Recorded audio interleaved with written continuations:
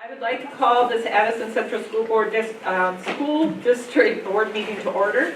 Today's date is October 23rd and the current time is 6:30.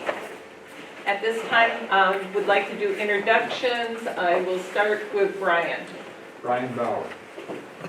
Eddie Fallis, student representative. Chip Malcolm. Steve Orzek. Ellen Whelan-Weist. Mary Heather Nova. Suzanne Buck. Jamie Callan. Lindsay Hescott. Joanna Doria. Nicole Carter. Barbara Wilson. Matt Correnti, director of finance and operations. Amy Moore and Heather Crowley, executive assistant. Jen Kravitz, Mary Hogan principal. and on Zoom, can we, Trisha Allen? Were you able to hear me? yes, we Yes. were, thank you. Okay. Yes. And it looks like Tricia is the, oh, and Ally as well.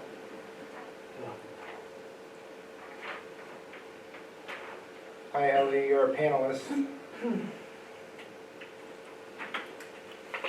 Ally, could you? Ellie Roth. I had to be moved to participant, so I couldn't speak before. Okay. Good to go. Thank you, Ally.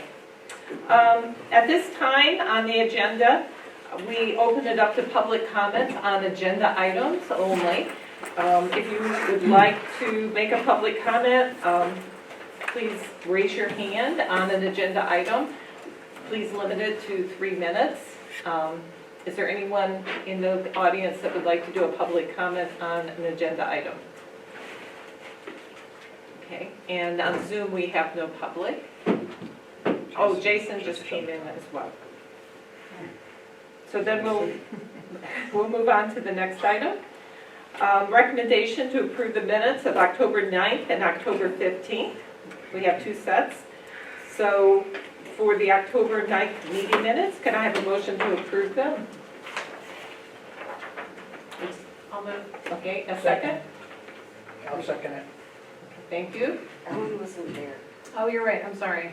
I should not be the one to move. 'Cause I should- Okay, so I'll make a motion to accept. Jamie. I'll second. Well, Jamie and Sorry. and Chip already did. God, sorry. Any comments on the minutes? Oh, I do have a comment. After, during Matt's presentation, I did ask for some more information regarding the entire district workforce. I think there was just a lot of discussion. I just wanted to make sure that was reflected in the minutes. I think it was maybe before Lindsay. Can you tell me which? I know, I'm trying to, I'm locked out of board pack and I can't. Sometimes the board pack's being difficult. If you click on home at the bottom, it might help it time out, and then you have to sign back in. Okay. Are you talking about your comments in the Well, minutes? Yeah, the comments in the minutes, I just wanted to make sure that ask was reflected, and then verifying the subscriptions that were minimal for the ESSER funds. Is that number 3? It's under the ESSER grant. Is it update. under report of superintendent? Matt's presentation, it was after the 3. ESSER grant update? Yeah. Yeah. And then the CPAC report isn't in March, it was just gonna be the spring. I didn't say, like it's at the very end, different updates, just wanna clarify, it's not gonna be in March. Any other comments? I'm sorry, Joey, can you just Yes, email me your specific yeah. comments? And I guess the other thing I'll just say is, I mean, I'm happy to go and look.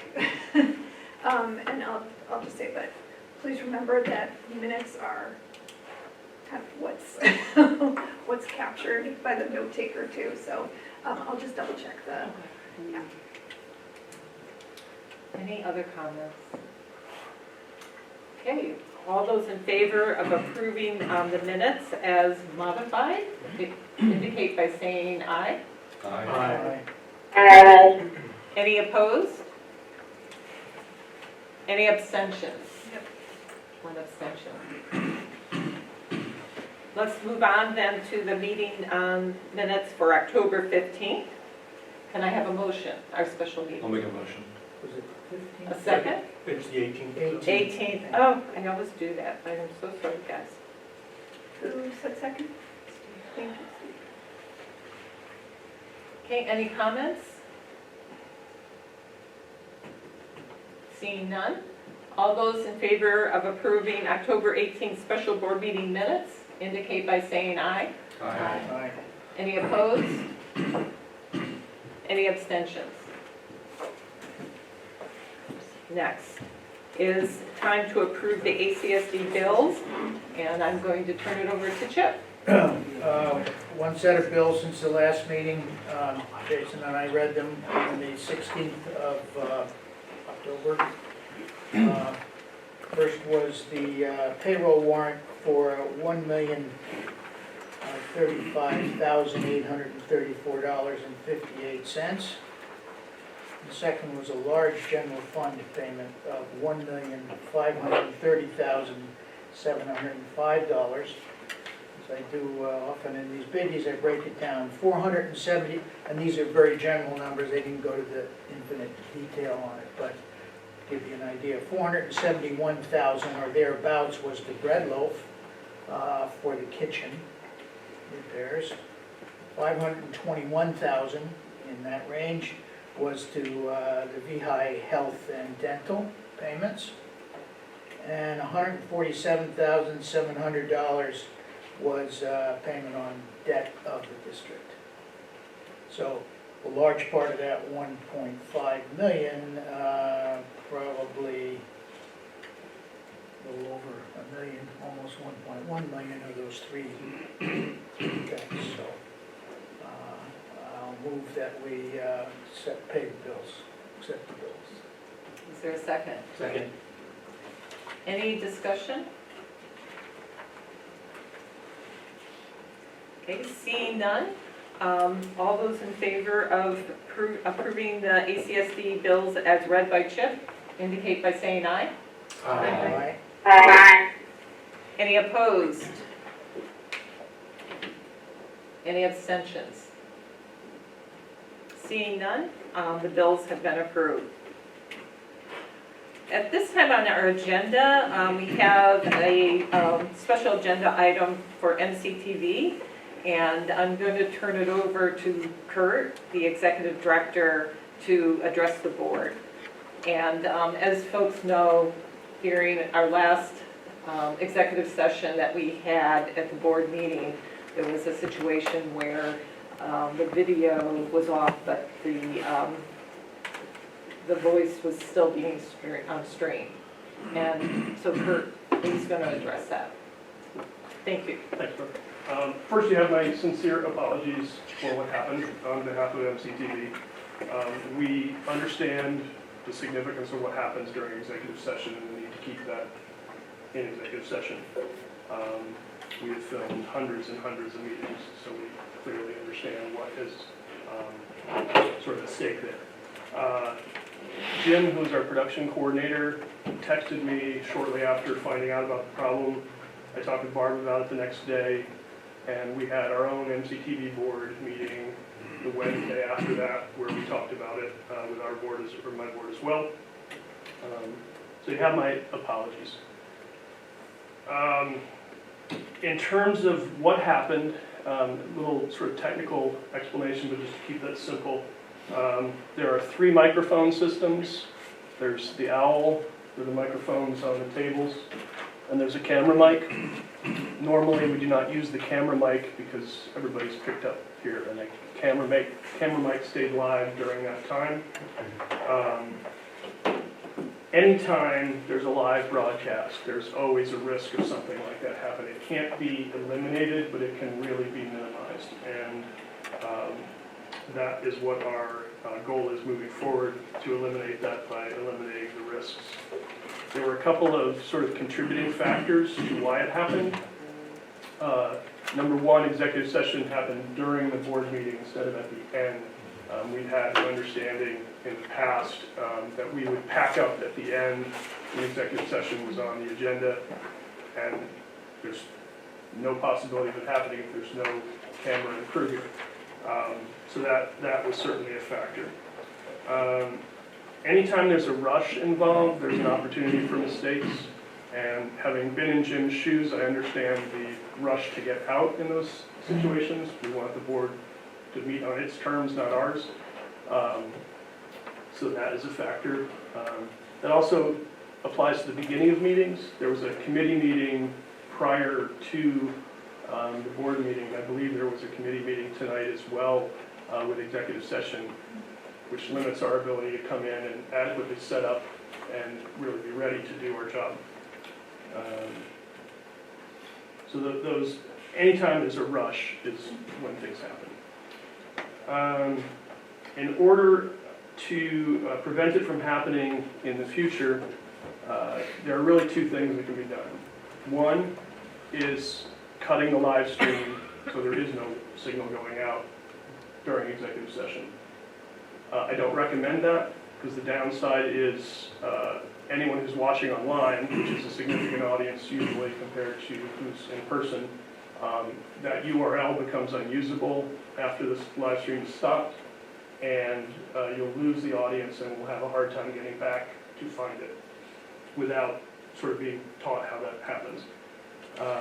The second thing, and this is what I recommend, is that if there's an executive session during the meeting, or we're going to resume filming afterwards, we have a graphic that says meeting will resume after executive session, and we will verify that the audio is off on the YouTube stream. That's pretty easy to do with a phone.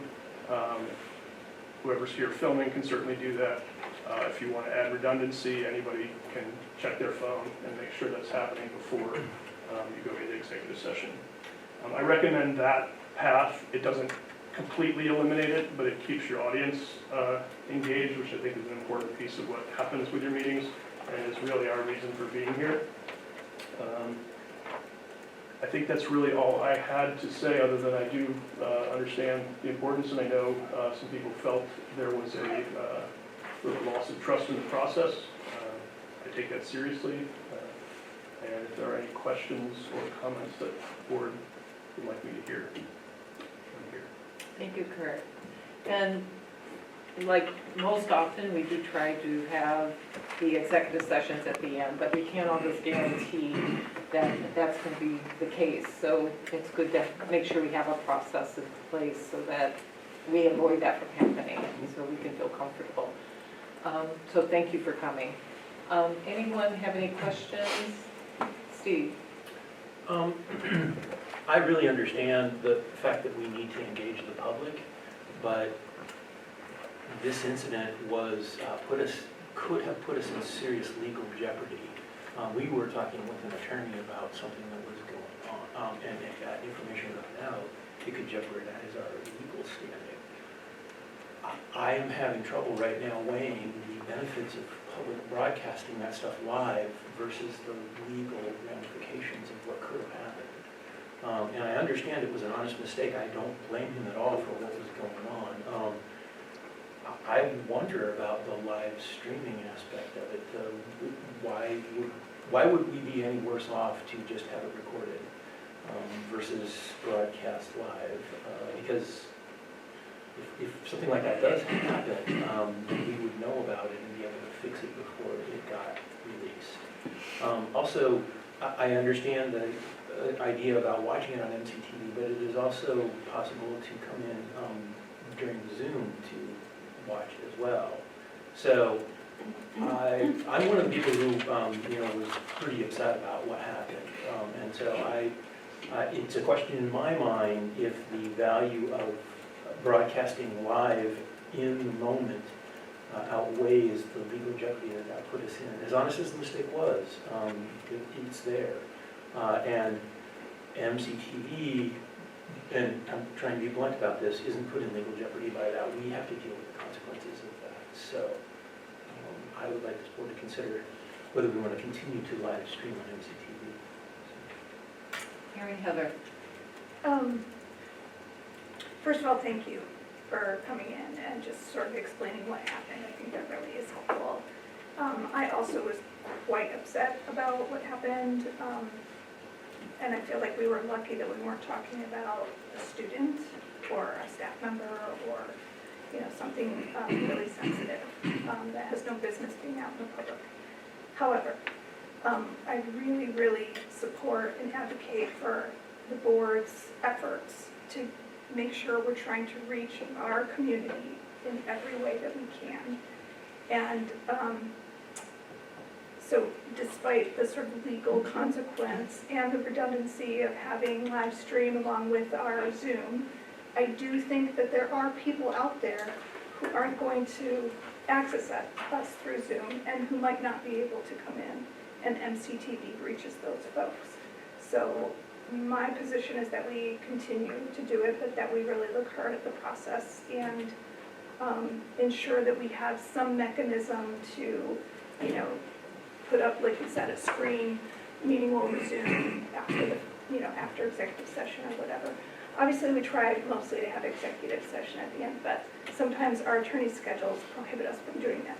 So I don't think it's really fair to say that's why it happened. It is a factor, but we can't necessarily control our attorney's availability. And sometimes our need to speak with the attorney takes precedence, and so we have to maneuver ourselves around that. So, I just appreciate you coming forward and laying out a path for us to continue to do it. I'm supportive of continuing to have the MCTV live stream because I do think there's an audience that's at the receiving end that we might not otherwise deliver.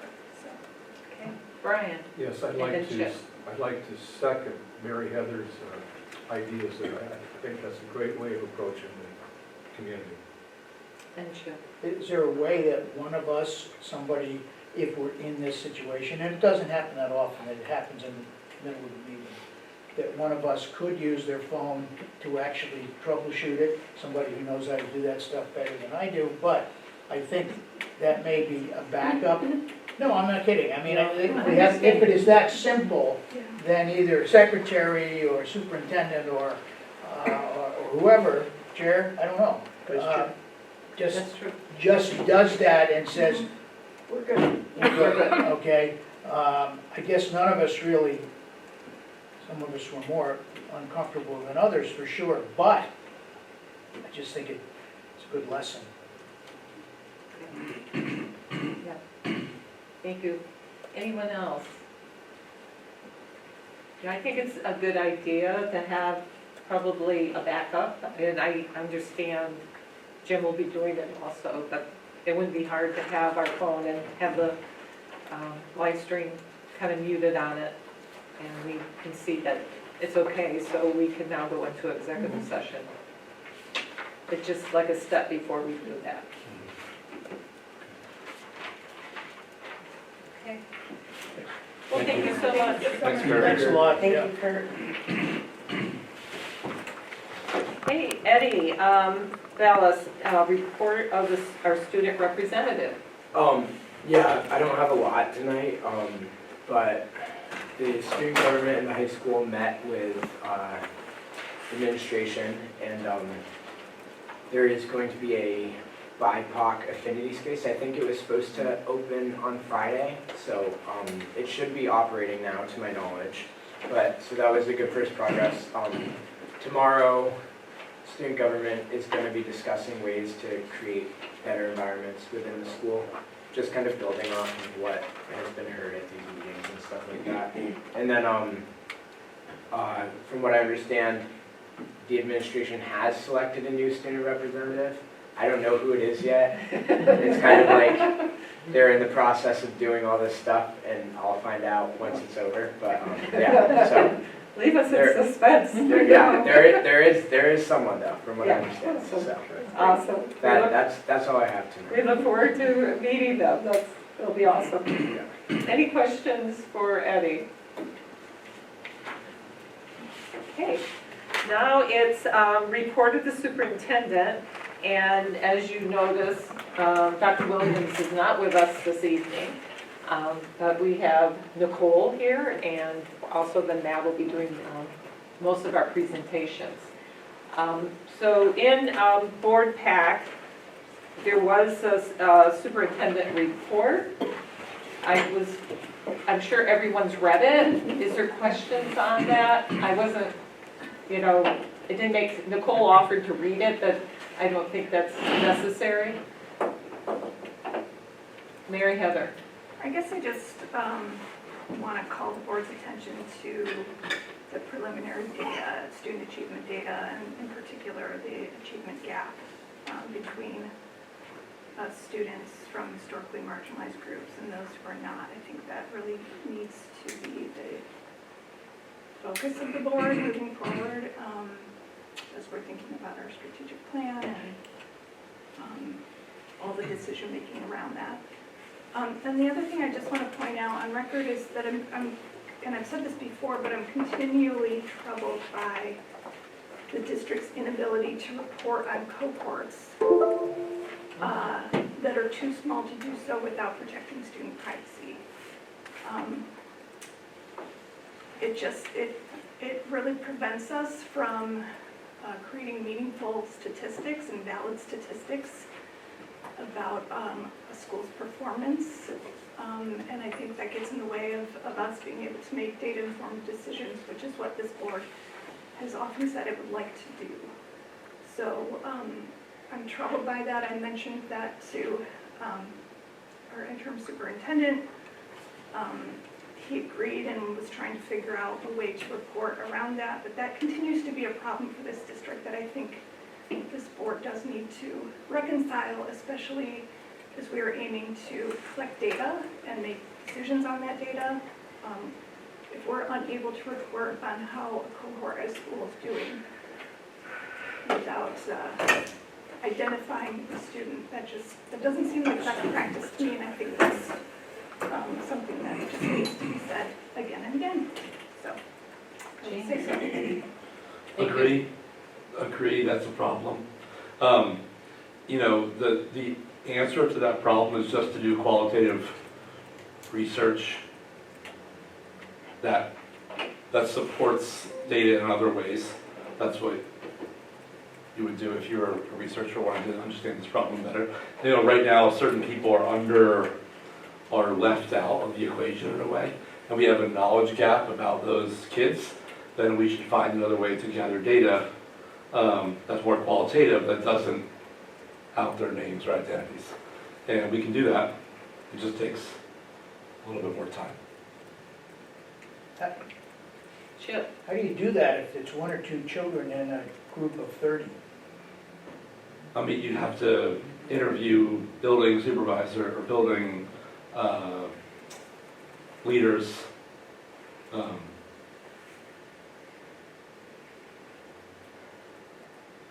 I mean, that's what you would do if you were like a researcher in this case. I guess, And Mary Heather? I guess my point is that I think we need to take a look at the data set and the quality of the statistics that you're making based on the size of the data set. I think that's a valid question with respect to our reporting of our statistics as a district. So I just bring it up as an issue that I think we need to reconcile. Any other comments on the superintendent report that was included in our board pack materials? Ellen, and then Lindsay. I just want to know, I appreciate that the rural schools were put together. I also, I guess the idea is that we want to look at this school by school, but I don't know why, I don't know, I would just say, why don't we look at our elementary schools, look at our elementary population? But I appreciated that that is one workaround that it seems like Dr. Williams has incorporated into this. But this is a longer discussion we don't have to have tonight. I don't really know what value we're getting or what we're aiming at by separating by schools if we're just talking about students. And are we trying to understand achievement over time? And if that's true, let's look at our elementary school students, let's look at our middle school students, let's look at our high school students.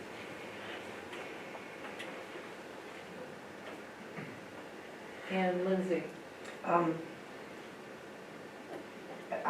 One question I have is which definition of historically marginalized is being used? How is the district identifying the criteria? Are people self-identifying, or are educators, administration looking at a person? I was just curious about that. because I feel like that would help me read this differently. And that was one question that if Tim were here, maybe Nicole Yeah. can, I don't know which, there's slightly different definitions, I think.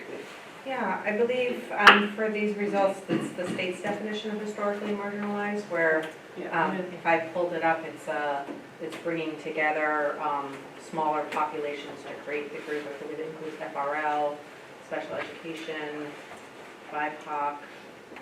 So Act 182, It says here.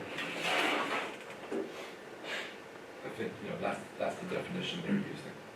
okay, Did I that's miss pretty anyone? exclusive It's though. on page, there's no page numbers, I don't know. This is in Oh. minutes, right? No, this Wait. is in the superintendent's report. I think, right? It says here, what Nicole just said, if FRL, IEP, BIPOC students.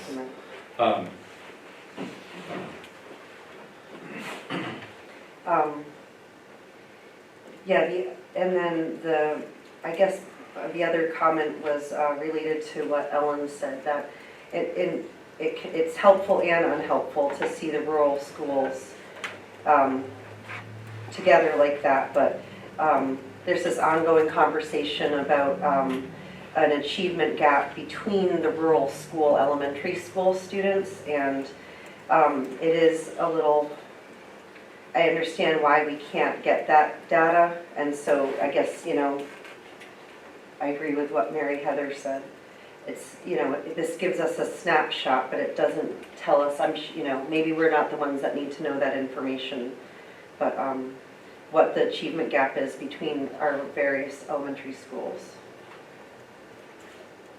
Steve? I think Ellen is right, this is a bigger discussion than Yeah, I we think should it deal with tonight. Yeah. So is there a possibility to add it to the next agenda, or have can- the executive committee look at it? Yeah, Because we there's a definitely- lot more to say on this. Yeah, I agree. I was just gonna say that myself, that I believe this is a much bigger discussion, and maybe Tim has some ideas on really how we could get the data we need without exposing some, individuals, that kind of thing. I know we want to do this. Yeah, you can, one Just more. just to clarify that we're looking at one, at statewide, the VTCAP. I Yes, mean, there's even other tests that happen, like the FAST testing. This is one test that has this data, and I can appreciate the value of this data, but I hope that we are interested in collecting a lot of different kind of data that can supplement this one percentage point. this isn't replacing everything else we're doing, Nicole, is it? It's just, this is kind of the state's standard that they're gonna be using in their dashboards and that kind of thing. So it's important for us to understand it as well, because their dashboards are gonna include it too. Okay, so next on the agenda we have some actions for some appointments. And I'm going to turn it over to Matt, because that's what he had on the agenda, that you would walk us through those. Yeah, I think Nicole and I, You do it. on them, I can, insofar as I'm the supervisor of facilities, and so the custodians are kind of in my Could you wheelhouse. speak up, Matt, please? Sorry. What I was saying is, I'll read the custodians and turn it over to Nicole for the others here. So the action would be to appoint Andre Bergeron as a custodian, 1.0 FTE on step 1 of the master agreement, and to elevate Jack Rhea from a part-time custodian to 1.0 FTE on step 5 of the master agreement. And what I think we should do is take these one at a time. And so can I have a motion to appoint Andre? Is it Andre? Andre. Andre. Can we put both of the custodians together in one motion? We could. I mean, I would move to appoint Andre Bergeron as a custodian, 1.0 FTE, step 1, and elevate Jack, how do you use it? Rhea, sorry, from part-time custodian to 1.0 FTE custodian, step 5 of the master agreement. Could I have a second? Second. Okay, thank you, Jamie. Any discussion? I did have a question. Where are they currently being placed? We're not permanently placing them there, but you did say where are they going right now? I'm not sure where they're placed. Okay, okay. Any other comments, questions? Seeing none. All those in favor of appointing Andre Bergeron and Jack Bria, please indicate by saying aye. Aye. Any opposed by saying nay? Any abstentions? Okay, they've been appointed. The motion passes. So then, moving on, I'll let you then.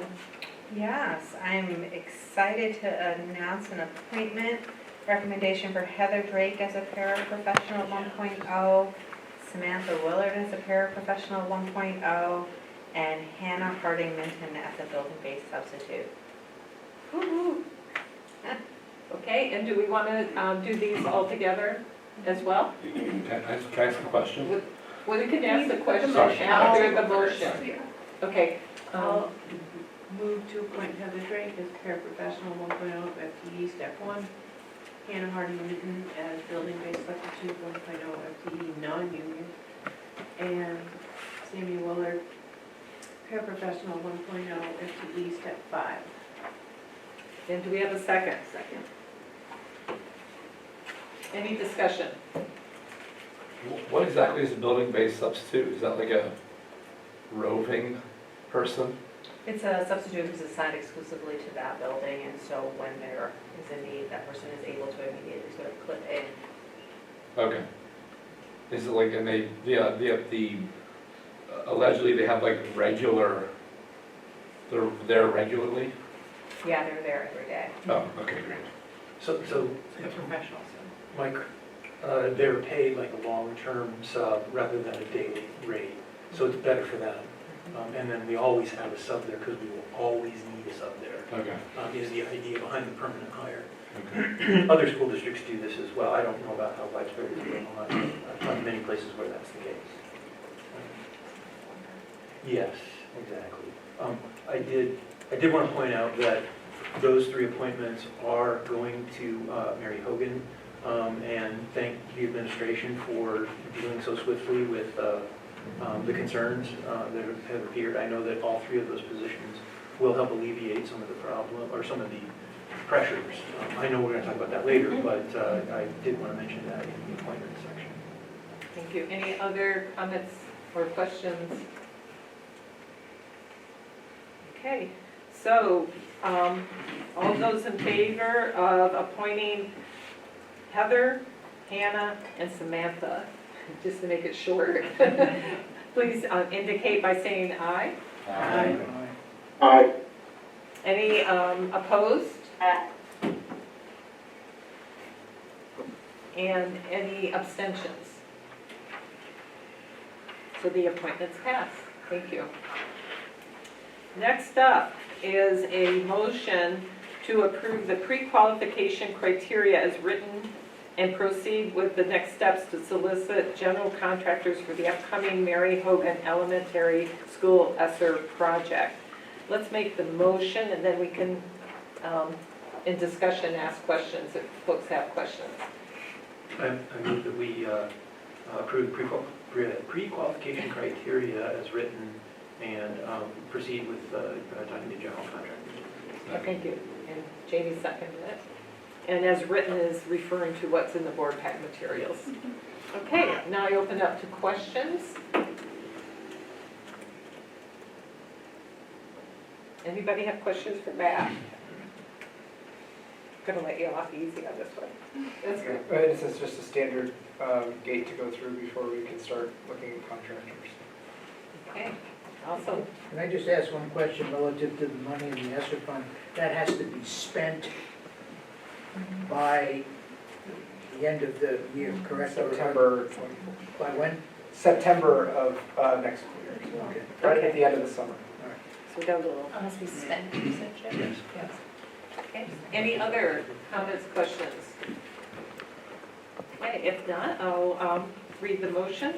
The motion is to approve the pre-qualification criteria as written and proceed with the next steps to solicit general contractors for the upcoming Mary Hogan Elementary School ESSER project.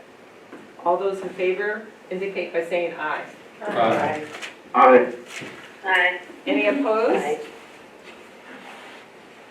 Any abstentions? The motion passes. Thank you. And next on our agenda is a presentation, budget development number 1. And this, I'm going to turn over to Matt. Thank you. See if I can find my mouse here. Matt, do you need to drive? No, I think I can do this. Over to that. Let's see if this thing works today.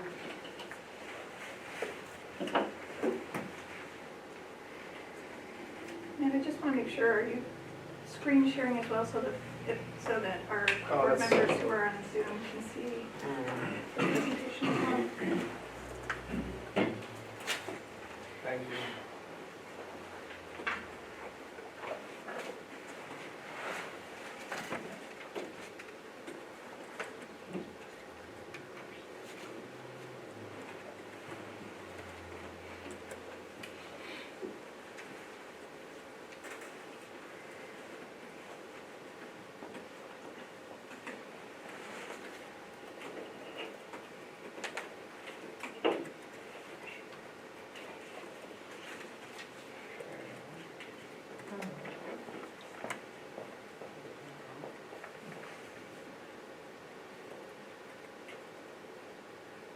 Do the screen sharing again, because I think there was a different screen that had your buzzer. Yeah, that says I'm screen sharing on this computer screen now, because it's like, it's treating it as a different monitor, so.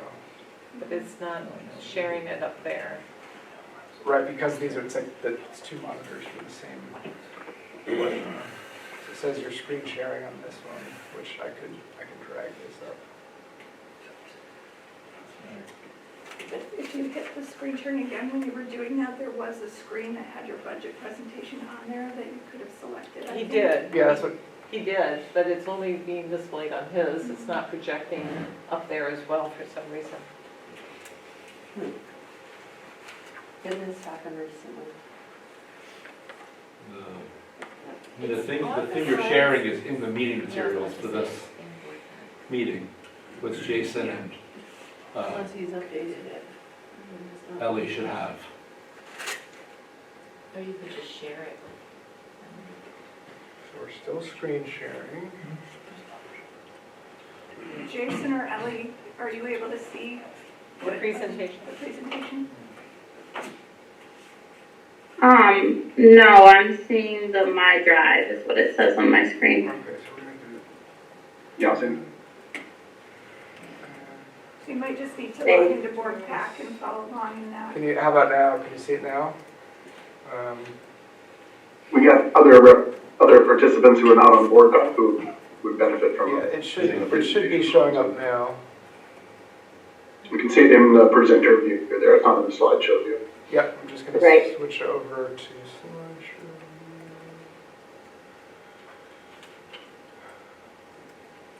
How's that? Success. Good? Yay! Thank you. Thank you. Acknowledgement. Then remember how you did it.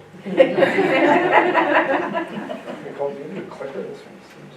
Do I have my clicker? Of course, I have no idea.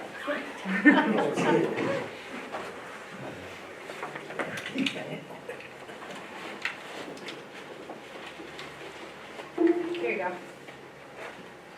It's hard to get out of its.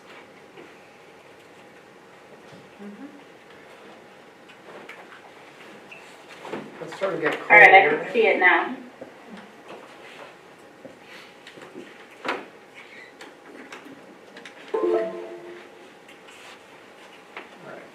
So, I think last time it was pie, this time we're going with the quilt motif, just kind of keeping it fall focused here.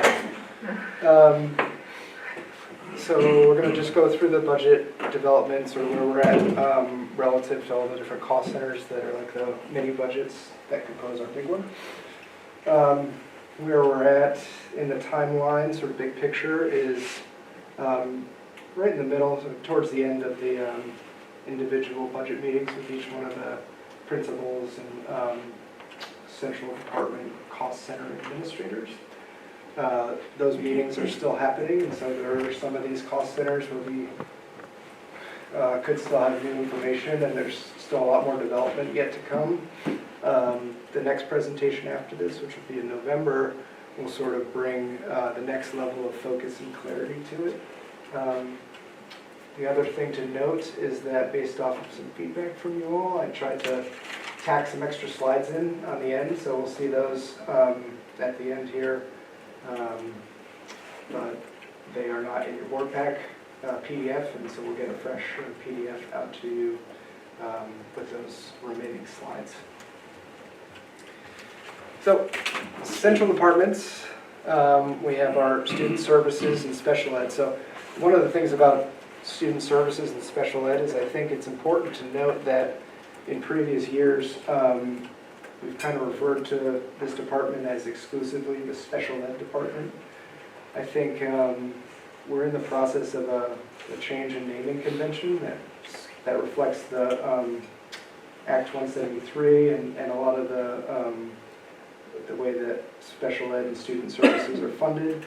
And so when you hear student services, you should think that that's the big set of services that we provide to students, some of which are special education services. So special ed nests inside student services, but student services is the bigger bubble. We also have central office and the school board. That's where you all live. We have facilities, we have IT and tech, professional development and curriculum, and food service. So, like I was just saying, in student services, we're working on some revisions to the organizational model and format. Big reason for those revisions are that, this budget was never really built around the census block grant funding, which is, the reality right now, and so we're in a multi-year sort of adaptation to fit that funding and to be a better budget reflection of how we spend dollars in this department. So that's more of an organizational change than a plus and minus change. But because it could potentially take some dollars that were here, move them over here, just to organize better, it has the potential to skew year-to-year comparison calculation. So just right off the bat, it's worth noting that because we're doing this organizational stuff, it could lead to some wonky numbers when we say, oh, why did this go down 100%, or why did this go up 100%? And those are really numbers that are going to be based around this organizational act. So.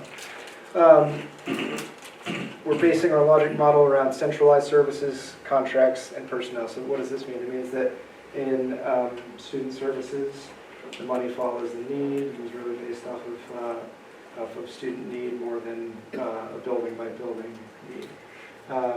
Because of that, it's a dynamic budget, and by centralizing it, we're in the best position to respond to need wherever it emerges. And so, part of the work is to get a really good handle on how we budget those centralized services, how we stay ready to address need wherever it emerges, and be able to adapt to that on a year-to-year basis. This is the one that's going to be hit the hardest, this cost center, hit the hardest by the ESSER-funded positions, because so many of those are based in the student services. Mainly all of our academic and behavioral interventionists. And so where we see 6.5 FTEs of ESSER-funded personnel coming in, that's the minimum of what we're hoping to do here. That's still to be determined on what that final FTE number is. Other things that we're working on, which I tend to call construction sites, because instead of rebuilding the whole road. We've got some patching and work on specific sites that we're doing. We've got our para budget, so how do we budget for special education paras, especially because those are need-based and need to be adaptable and pliable to dynamic need. We have our ESSER positions, and then we have CSAC contracts, which is, if we can't find somebody to hire as an ACSD employee, a lot of our student services are run through the counseling center. And those contracts represent a pretty substantial amount of our personnel costs, or sort of our student services costs, in addition to the folks that we employ in that cost center. The good news is that we have more money. The census block grant is on a 3-year step up for us.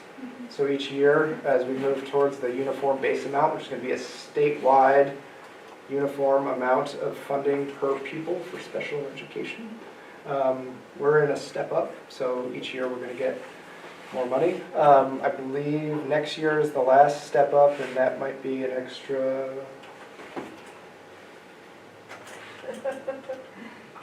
Extra bit of money. I thought it was more than 400,000, but I see you put that number there. Conservatively 400,000. And like I said, as we move into November, we'll add focus to this. But I think that we've got more in the hopper heading our way for FY25. Quick question before we move. So the ESSER positions, would they go against the census block grant? Is that how we're feeling that we can absorb? Yeah, I mean, the census block grant is the special education money that just arrives in one big chunk, and it's up to us to determine how we allocate that. Not all of student services is funded through the census block grant, but it does account for a large amount of the funds that are there. So I guess. Question? Yes. I think Ellen was first, and then Mary Heather. I'm not going to be asking the same question. Is there FTEs? Oh, I was going to ask, the 6.5 FTEs that are identified under ESSER funded, that's all the positions you showed us in the last presentation, right? Not all, but. Sorry, the ESSER fund, all of the ESSER funded, those are all the positions that were funded through ESSER? No, I think we have 12 on ESSER. Oh, this 12, year, okay, so this 13, is 6 and 8, it's- okay. Yeah, off the top of my head, I know we have one classroom teacher who's not on here. We have a curriculum coordinator. There's some other, some positions Right, spread out that's other cost centers, but Okay. we can place 6.5 FTEs pretty easily in student services. Sorry, Matt, just quick, Oh, sorry. and this might be kind of the same question that you're driving at, Barb. The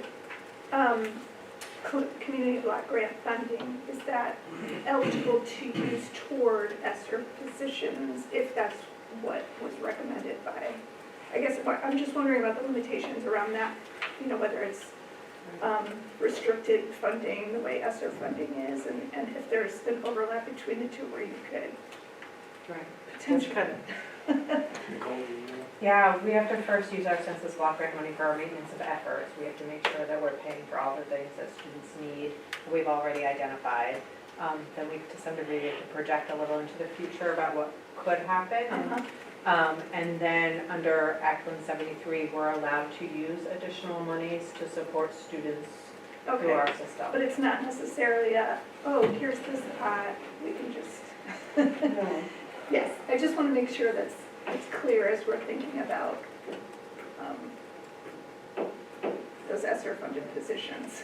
I think the census block grant was the state saying we want nothing to do with the maintenance of special education, and so we're going to just give you the whole pot and you figure it out yourself. Yeah. And what criteria have we used for those ESSER 6.5? What's the criteria we've used so far to identify 6.5? Or is that out of the 12 what really falls into this category? Yeah, that was. Yeah, that's what that is. Yeah, okay, yeah. Okay, thank you.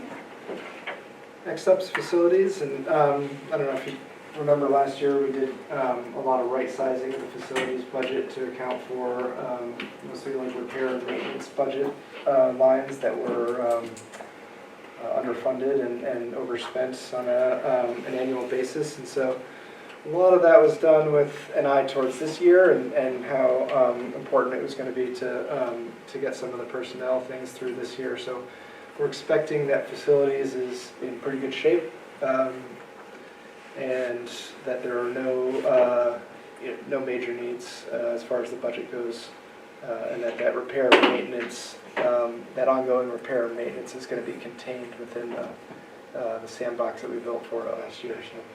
So there's a slight 2% projection, which is again based off of some of those universal drivers like we were talking about, whether that's negotiations, healthcare, some of the other things that are going to touch all of our personnel on a global scale here. Bruce thought it was important to point out that we're looking for a new tractor next year.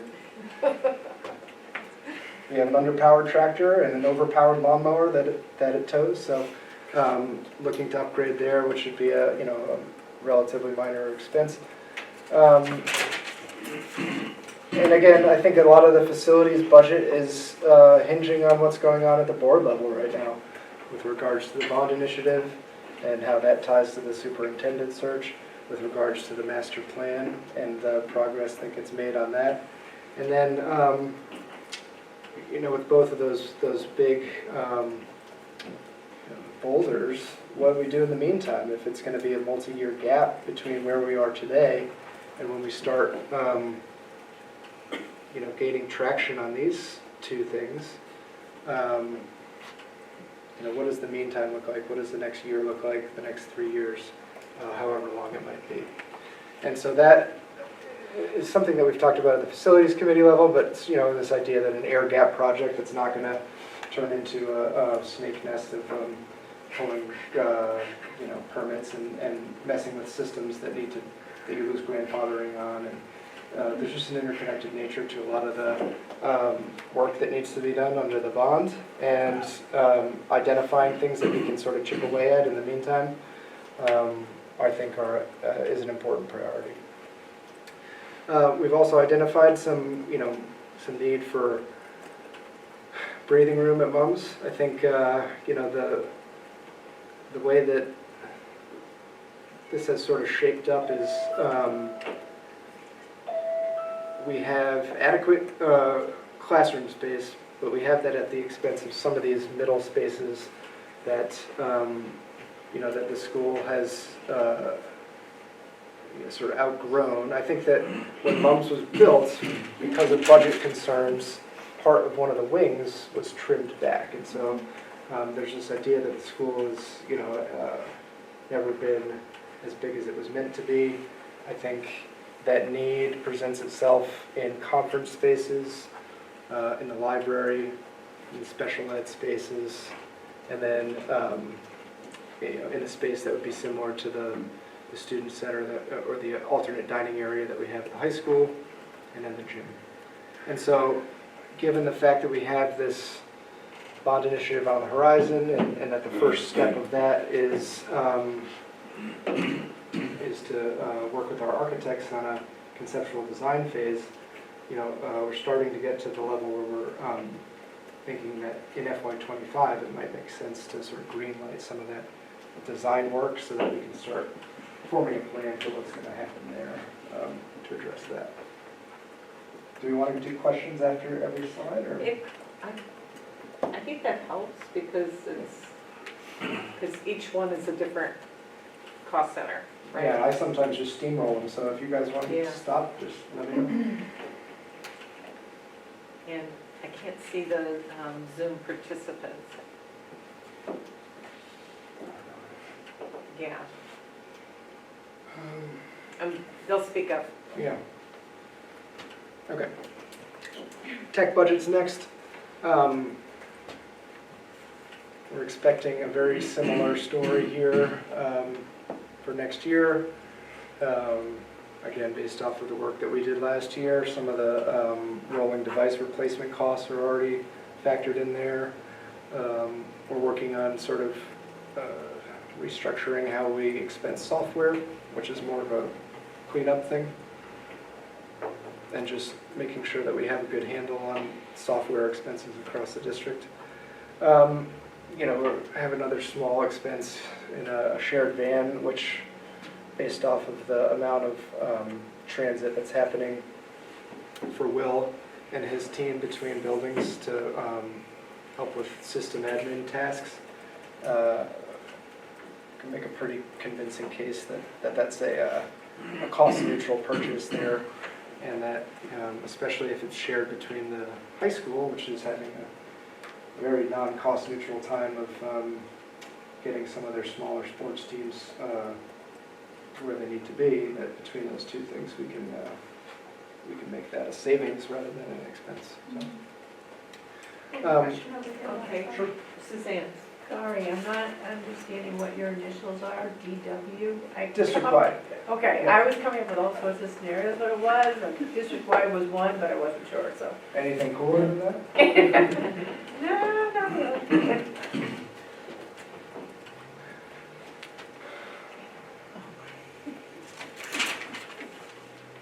CO? I have one question about that. Why would a vehicle be under IT as opposed to like a different facility, the facilities category? Yeah, just because it's an expense that is created because of the IT department and used by the IT department. And the cost of that expense is represented in that cost center. So it would just be used for several purposes, or? Well, it would be a shared expense, so let's Yeah. say it's a $30,000 vehicle. 15 would go to the tech budget, 15 would go to the high school budget. Okay, Because of the split between those two uses. okay. So you'll look at who's planning to use whatever this vehicle is? Yeah, and you know, in the case of the tech budget, we're offsetting costs that we incur right now for the mileage reimbursement to the tech team, the gas. And with regards to the high school, we're offsetting costs that we're paying to some private bus companies or shuttle services or, you know, it's been a really hard problem to solve for some of those small sports teams because, you know, with 5 kids, it doesn't make sense to get an 80-person bus, and sometimes there aren't any other options. All right, so we are looking at CO on the board here. So projecting a modest increase. Obviously, we're in the process of hiring a superintendent and hoping that that process runs to completion. We're expecting that there's going to be some calibration of compensation relative to what was in that budget for FY24. We also annually add to the 1% contingency relative to our general fund spending, and so that's a small amount of increase. Insurance always costs more, so that drives us up a little bit. And then notice that professional dues and fees, so things like BSEA and BSA and BASBO, that's the school board, superintendents and business managers, professional organizations. We're a little bit under budgeted last year, and so we'd be adding a little bit, you know, thousands of dollars to that. So. Matt, Oh, Chip, sorry. do legal expenses come under this too? They do. Yeah. Because we can budget general amount, but obviously most of the legal expenses are not planned. They're something we have to respond to. You know, we hold a small, I think, carrying capacity budget for legal based off of historical usage, and the previous year would influence what we think of for the next year. We would say, oh, that was a rocky legal year, so we'd expect maybe a little less, or that seems like the right amount, or, you know, just normal calibration stuff. But then we also have the contingency, which should be a backup fund if we need to tap into it for something. Is fees we pay to IB in this category?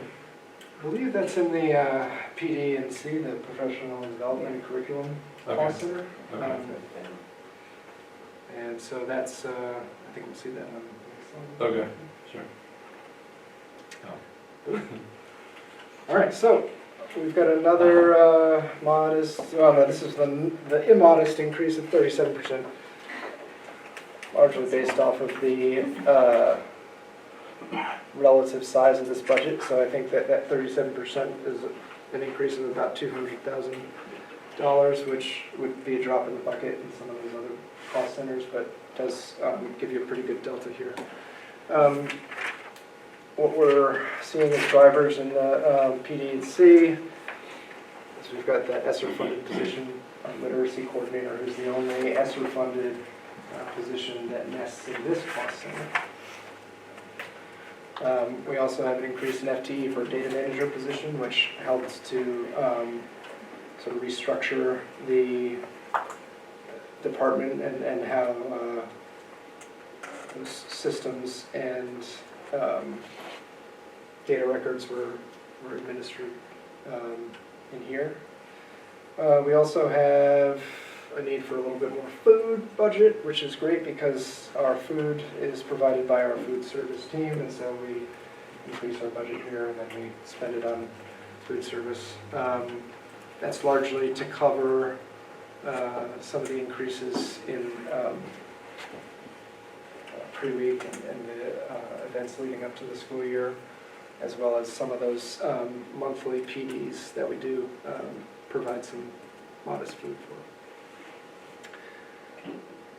Tuition reimbursement and mentorship are also just two programs that were a little bit wonky. I don't think that there's a big net change to either one of those things, but it was just about making sure that in tuition reimbursement, which is paying teachers back for the tuition that they incur based on a master agreement, and mentorship, which is paying teachers to mentor other new teachers, making sure that we had the right amounts there. The other thing that we have discussed but not decided on is moving a fraction of the Director of Teaching and Learning to this budget, with the logic there being that the administrator of the cost center should be at least partially nested in the cost center, and that was not the case. And so we think that that is a better way of organizing there. As Jamie pointed out, IB fees are a thing, and we're pretty hopeful that next year we are going to pay a substantially smaller IB fee. I think that the total IB fees were somewhere in the $60,000 to $80,000 realm. I'm making these up because I'm a little fuzzy on them, but I think we're going to cut it down to 10. And, Really? Yeah. Why would that be the case? So so we pay per program, right? So at the high school, we're paying for the DP. Right. At the high school and middle school, we're paying for the MYP. But what IB does is it makes the middle school secondary to the high school, and so it's almost like we get a second location discount. Okay. We pay a fraction of the charge. So we pay for one DP, one MYP, and then the MUMS add-on. But at each of our elementary schools historically, we've had to pay for an individual. Right. Yeah. What's that? MYP? No. PYP. PYP, yeah. So PYP times 9 led to a ton of fees for the PYP. And we've been trying to make the case that organizationally we are a single district run by a centralized administration, and so we should be able to pay one PYP fee and pay those tiny little satellite fees for all of our other schools. I think that we've got that figured out and should be able to push it through. Good. It's also worth noting that IB fees, I think, are 0.3% of the total budget, and so it's one of those things that we talk about every year, but we're talking about like putting some size behind that. It's a very small expense. Thank you. Matt, Yeah. I should have asked this at the beginning, but I realized when you note drivers here, you just mentioned that there weren't big changes in a couple of these. So does someone make this list because it's driving the projected increases, or is it because it's sort of a top expense? overall? I'm just trying to understand like how Yeah. you selected the items that we see under drive. Yeah, I think it's just to be something that like shifts the status quo in either direction. Which if we're talking budget, it usually goes in one direction. Something that's a notable factor in what the net increase is going to be, if so. You know, again, if there was a big savings here, it would be a driver too, but it would just go in the opposite direction. So it's an inexact science, but really I was just trying to put together the highlight reel of like what's going on within each cost center to draw your attention to some of the things that our attention is on. Okay, so food service is our last centralized cost center. Last year, we tried putting food service onto the financial budget book presentation. It didn't go well because it messed with all of our state-based calculations. The state does not want to see food service when it comes to the per pupil spending calculation or any of your total expenses. The reason for that is that Universal Meals Program and food service as it exists in the schools exists totally outside of the general fund, so it's a different fund. And so for the sake of presenting the budget and developing the budget, we're planning to sort of pull that back off. I can tell you that within food service and you know how we budget, there are no major changes expected. You know, we're not building new kitchens or hiring anybody differently or anything like that. So I know that that's a little weird to like have it go on the financials one year and then come off the next year, but that's really just based off of this idea that our budget and our communication with the state about our budget goes a lot smoother if we don't put this into our calculations because it just messes it up. So Universal Meals Program, that pays for the actual food, but the actual staff that oversees the food service, does that fall in the budget? Yeah, you know what I'm saying? Yeah, I do. Because Universal, you know, I mean, like understand, paying the cost of those folks. independent of how the food arrives. They are paid through the food service fund, which does draw from the general fund. Yeah, I wish I had a better answer today, and it's one that I really do need to. But that part of it wouldn't be excluded, that part would still be in the budget. Well, when we included it in the budget last year, it was redundant, right? And so there's this idea that it doesn't really belong in there in a way that confused the numbers. I'll get back to you with some more clarity on that. It's one of those wishy-washy. Because I could see the meals, but the actual Yeah. staff. Yeah, it's a different fund, which is really what what it comes down to. A different fund from who? From the general fund. And Mary Heather. I guess, I mean, it's along the same line, so if we are doing a comparison of last year's budget versus this year's budget, and just wanting to make sure that, you know, Apples and apples. when we're doing a comparison or we're doing a Yeah. presentation to the community, that there's an understanding that whether it's included or not, it just needs to be made clear so So that we one of the don't things that ask this question next Yeah. time around. one of the things that based off of our state reporting will be part of this budget presentation is a revised budget from last year, Oh, which okay.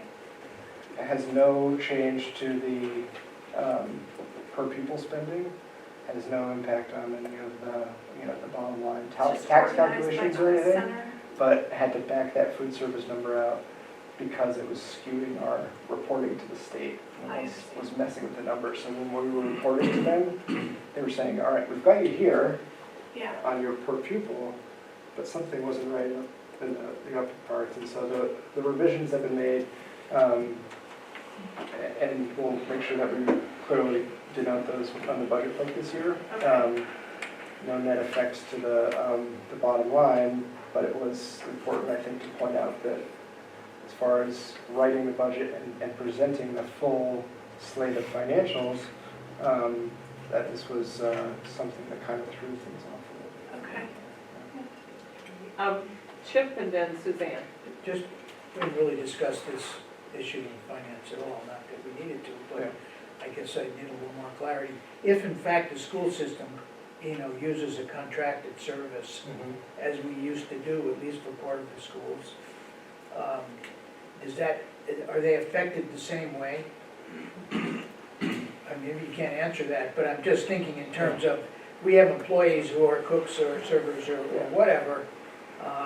We get food through the Universal Meals Program, but we have, district Yeah, I don't know paying if to those people, whereas in the past, those people might have been on XYZ catering service. Yeah, I know in previous years, it hasn't been in the budget because it's just been taken as a bottom line expense, which means that, it's a cost with no budget. But, and that was what I was trying to correct by putting it in the budget last year for the first time, but that didn't work. So, I guess it's something to, there's every interest in like saying, here's what our food service budget is, here's how we fund it. I think it just might need to be broken out maybe into its own module and have a separate explanation of what's going with it so that it's there. Suzanne, you were next. So, isn't the food service such that everyone gets free breakfast and lunch, but you have to apply for all of the free and reduced and all of those pieces, and then whatever's left goes into the budget? So how do we... The reimbursement. The reimbursement. Yeah. So how do we then say to the community when we're ready to go to, meeting exactly what our increase is, and doesn't that increase, total increase, then possibly put us into the two-person panel conversation if we're over the 10% increase? Yeah, what you're saying is that not going to have a net effect on the general fund? I think the answer is no, but we're going to make sure that we have an answer that's definitive on that. I think that because it's universal meals, I think that there's no longer a net cost to the district for students who are not FRL. So all of those costs are covered in a reimbursement basis by the state. It really comes down to where the revenue is that funds the people and equipment and things that we use in food service. Where does that revenue lie? Because we know that between our fresh fruit and vegetable program and our universal meals program, that the food bill is paid for. It's just about making sure that revenue stream that funds the people is identified, understood, and clear to everybody. So. All right, next. We have 9 schools in there. For the sake of this presentation, and I think this was apropos of what you all were discussing earlier, we broke out our high school, middle school, and Mary Hogan, and then aggregated the data from the 6 rural schools. And the reason for doing that is to develop an average on some of the metrics that we're using, so that we are using a sample size of enrollment that starts to become similar to Mary Hogan in terms of the numbers of students there. It starts to get us to a little bit more apples to apples if we're comparing, and it prevents some of those identifying errors that we were talking about as well. So, at the high school, instead of a percentage increase down here, we've got enrollment.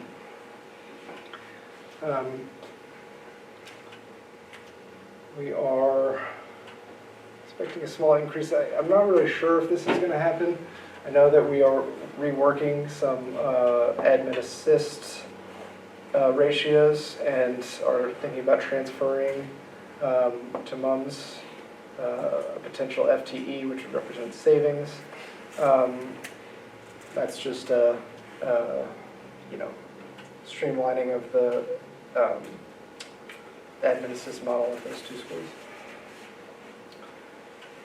What could increase is funding our Aspire program, which is the Wellness and Learning Center teacher, to be determined if this position would be in the student services budget or in the high school budget. But when I said in the student services slide a minimum of however many 6.5 FTEs, this is one of the ones that's potentially could be added in there. We've had a lot of discussion with Caitlin, Sean, and Bruce about the benefits of funding a turf field, which is it's a fairly sizable project that does have costs that exceed the cost of landscaping and what we're currently spending on keeping grass going, but has the hidden savings of extending athletic seasons for all of the fall and spring sports in a way that would be really useful. We obviously could have used it this year with all the rain that we had. This would be a field that would be for both fall and spring sports, and have lines on it so that every team could use it. If obviously there's an upfront cost to this, but in the future, would it save us money on maintenance of the? The short answer is no. Oh, okay. I It- tried. But there's an offsetting factor, right? So like we're paying right now for maintenance. Yes. Grass is expensive to upkeep, but Oh. I think that the real benefit is not the offset of savings in terms of not having to have people mow anymore, because you still have to maintain a turf field. There's those little, you got to do the rolling or brushing or whatever they do, but I think the real savings is in just making sure that our teams can extend their seasons, and it seems like that's a real concern as things continue to get wetter and wetter. So I think that this is something that we could finance over 8 or 10 years, and something that has a small, I think, $20,000 cost associated with the obtaining an estimate. That estimate would be a price lock guarantee that we would have going into FY25, so we'd sort of know if we pulled the trigger on it this year, we'd know heading into next year what our costs would be associated with that. And so that's in there because it could be in there. It's something that's definitely been identified as a benefit to the district. It's a want, not a need, but it's something. So I have a question. Yeah. Okay. Liz, Bruce had presented a list of sort of capital improvement projects. It seems like this would be there, with like the wants and the needs. Did you just say $20,000 just to estimate the cost of this? It just seems like with everything else that we're considering, I'm surprised to see this on so prominently displayed here. I'd like to see an idea like this included with other needs, like air conditioning, air quality, really fundamental education type items. I don't like having things canceled because of rain, but I don't feel like that has a big impact on the learning or the sense of belonging or connection or whatever. I understand, I think turf is cool. I appreciate all the information you're presenting, but this makes me think about that list that we heard a while back. That had some really, when we decided that we were going to renovate the kitchen, for example, that was a big ask. And you know, on one of your other slides with mums, looking at some of those things that would impact possibly student learning and belonging. Yeah, I just wanted to say that out loud. Suzanne? Isn't this a project that had come before the board maybe 10 years ago, maybe not that long, but to actually do a turf field would need complete redo of the football field because not all fields are the same width, such as lacrosse versus football. And the other thing is, I would hope that if people are really looking to turf, that they are very careful on what type of turf they look at, because some types of turf increase your participants' chance of injuries versus helping them. So there's a lot into a turf field, and they are exceptionally expensive, and they do require maintenance. So it's in here because it's a thing to discuss, and I think as everybody just brought up, it's not an easy thing to decide on, and it would certainly be something to bring back as its own sort of standalone item, and perhaps to run it through the facilities committee on its way up here. So it's in here because we're talking about budget, and that represents potential to change the budget of the high school, which is the only reason why it's in here too. At mums, we're also expecting, oh, sorry. Steve? On the high school, you didn't have percentage increases, you had enrollment, and you said that it is going to increase slightly. I have last year's budget for the high school being higher than this, $7,990,582. This would represent an actual decrease at the high school. Could I ask, I would like a bit of an explanation on that, because last year's budget number says that this is actually a decrease at the high school. And you have at the top, expected to increase slightly. Which year are you looking at? Last year's budget amount. So 23? Or So 24. the current school year. Which should be 24. this number. That, the 24 budget is what we're looking at for the next time, right? No, that's This is 25 this budget. year. Okay, well, what's in the annual report is $7,990,000. Yeah, I think that, other than the fact that that might be one of the things that was affected by that revision, I'm not sure why our numbers don't line up, but we can take a look at Okay. that. At mums, we have administrative transfer from the high school, which could equalize the front office team structures. What's driving the increase, bringing that dean position, which is now an activities director position, into the folds of the general fund, or the building-based budget here. And then looking at staffing ratios of teachers and paras at mums. I don't have any reason to anticipate an increase in teacher staffing ratios right now. But paras are always something that we're looking at across the district, and are on there because they have the possibility to have a net effect on things. Matt, Ellen?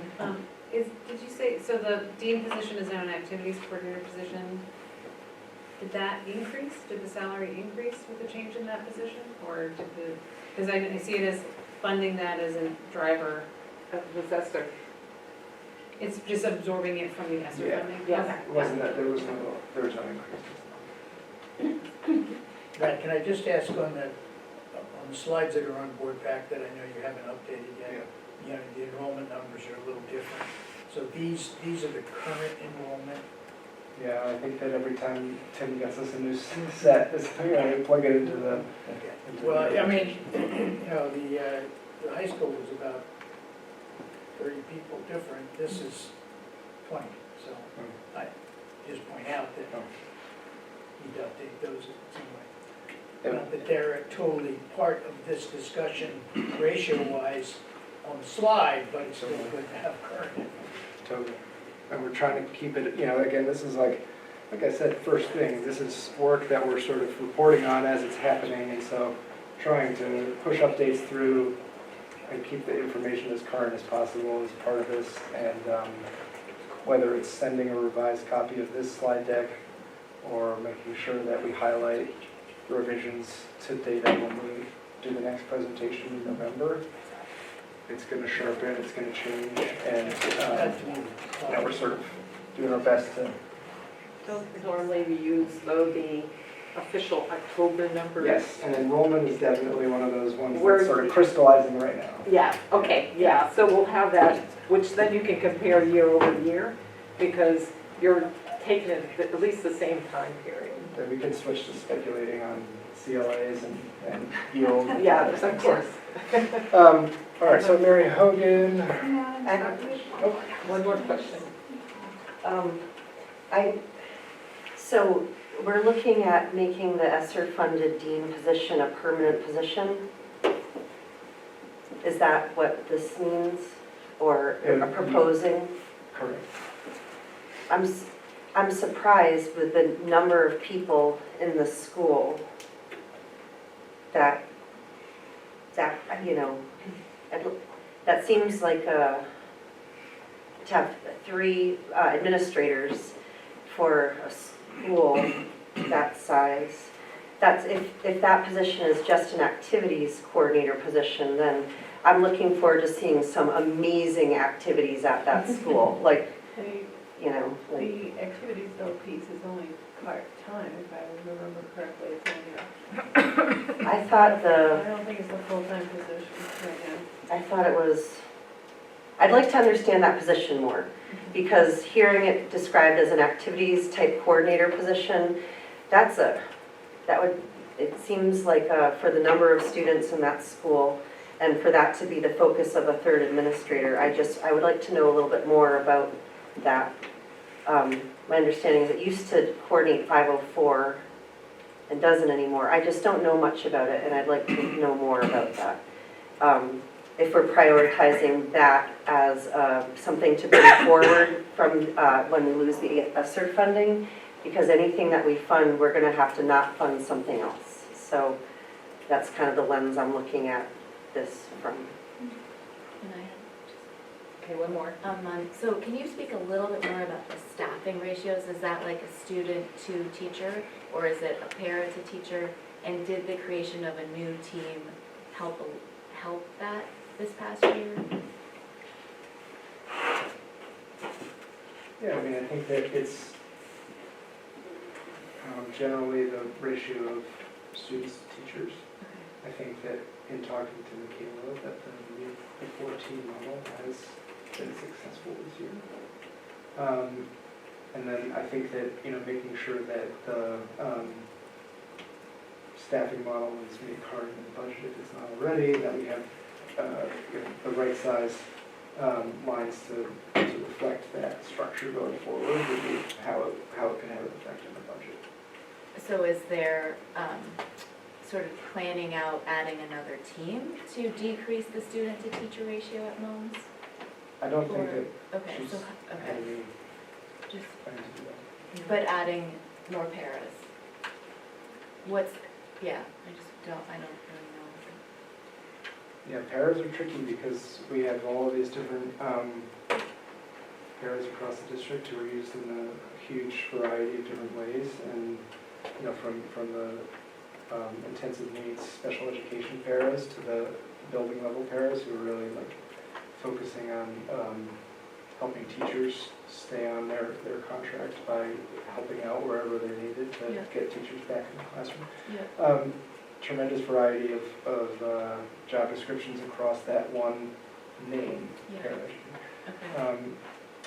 And something that we've been talking a lot about, and trying to wrap our heads around how we design something that says on paper, this building gets this many paras because this building needs this many paras. What does it look like at a small school? What does it look like at a big school, we're looking at secondary, and so, you know, all these different ratios of, you know, secondary students to paras, elementary students to paras, and things like that, that help focus us towards this district-wide model that says, you know, no matter where you are, we can tell you why there are this many paras in the budget. Because right now, we don't have that. And Mary Heather can then ship. Yeah, I guess I was going to say, it seems like there's an effort, or I can sort of see that there's an effort to look at how we're distributing paras across the district, so that in evaluating the sort of historic impulse to just put another adult in the room, as opposed to strategically placing skilled, trained professionals where the student need is. I don't think it's an effort to like reduce the adult to student ratio. I think it's more identifying the need and then distributing paras appropriately according to the need in the buildings and across the district. So I think it's, and I guess I would hope that the administration is taking a look at, you know, some systematic changes so that it's not just a solution of just putting another adult in the building and hoping that fixes, you know, fill in the blank problem, whether it's behavioral problems or whatever. So I guess at least that's how I'm looking at it, and hoping that the administration is looking at it. I guess the only other thing to add to that is that, you know, paras are a focal point right now. It's on every slide. It's something that, you know, is on for that very reason. With that said, the para ratio is coupled to other ratios, right? So coupled to student-teacher ratio, coupled to administrator-student ratio, coupled to guidance and counseling ratio. And so a lot of those admin assist ratio, even in some of our small schools, where we have utility infielders, right? People who wear a lot of different hats, and it becomes really complex to allot resources when everybody is doing everything in some mix, and that mix is sort of fluid and dynamic. So this is our attempt to sort of put a pin in it and catch it and say, like, listen, our budget is based around this model, regardless of what's actually happening on the ground. We have to have some sort of standard that we set in stone.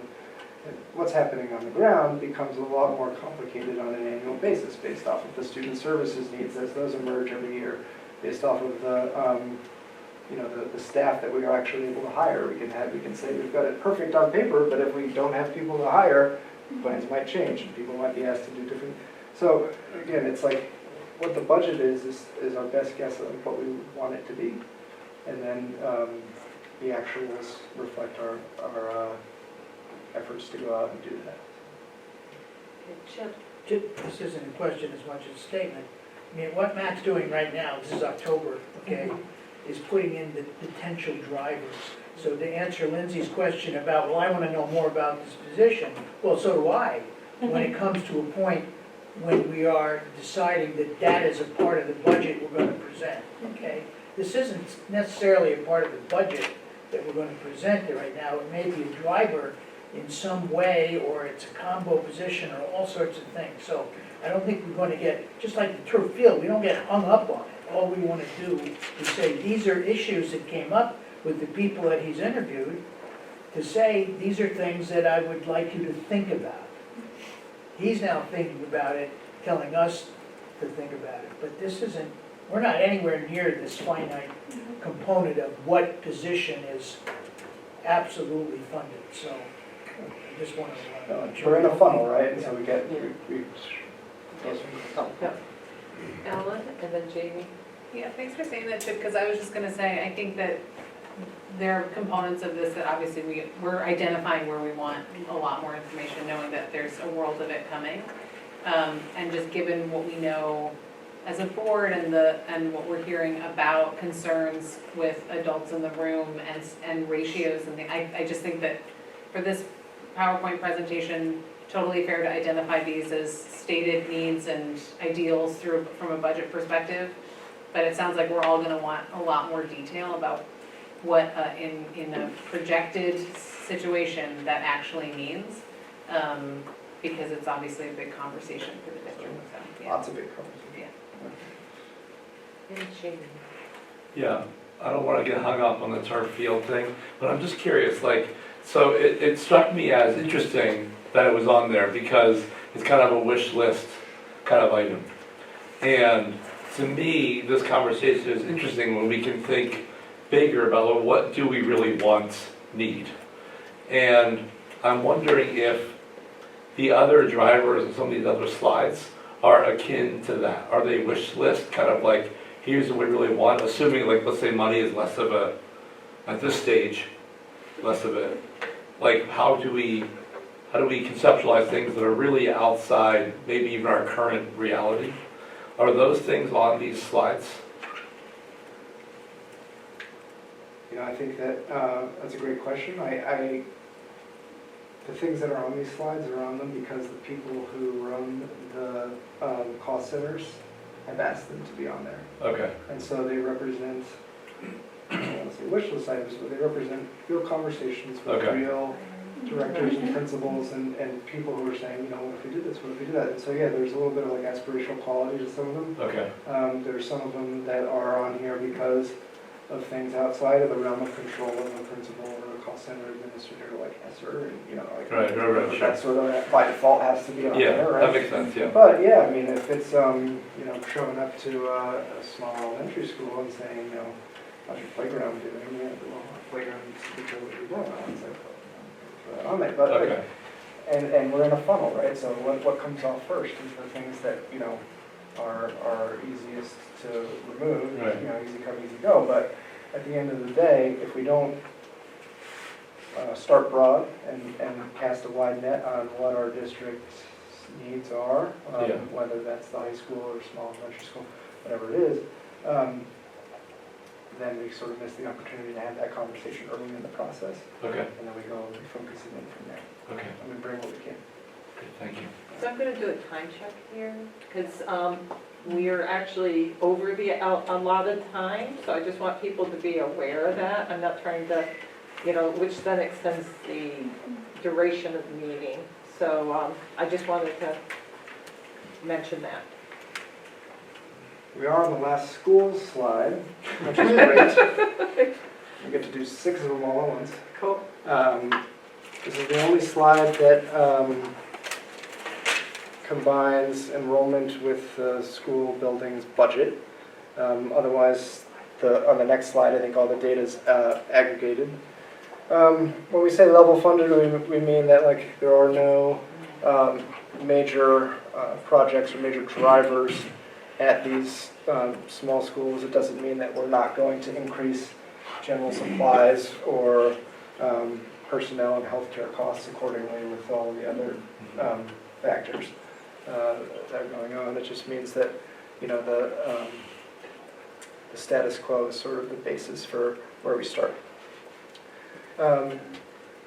We are working with student services and curriculum directors to work on cohort configurations, class size, and in the case of schools where we bundle different grades together, how do we optimize that? We're also working on maximizing our title grant resources. More on that in a second. And then looking at, you know, individual school needs. So once again, we're trying to put our finger on what each school's general ed para quota is, and make sure that across all of our schools we can say that there's some logical basis for how we allocate those resources. So that's an ongoing project because we have such a variety of paras, para usages, hybrid paras who have been, you know, partially or fractionalized into special ed and general ed, and a host of other different hybrid settings that we have to figure out. So hard work, but it's really something that we hope to present to you and to say, here's our model for why we budget paras the way we do. Again, I have different numbers than what you have on on some of these things, particularly enrollment at Bridgeport, because Tim's last thing's at 52. not Probably 67. pre-K in there. Okay. Pre-K, yeah. So if we could get some clarity on those numbers. Yeah, the Bridgeport pre-K one is one where we probably, if we're talking about building budget, it can go either way. Would you Okay. rather see it with pre-K? Mhm. Does that mean pre-K might be in Mary Hogan's too? It should. Yes, it is. It should be identified and it should be Yeah. continuous That at makes both. sense. There's like a 25 kid difference between, Right, okay, that explains it. okay. I have a question. Do the numbers on the farthest right column include money that's allocated to a specific student? Or I'm just noticing the discrepancy between the number of students and the spending. So like say, you know, some students have a really high budget, and if they were to change which school they were in, that would go along with them.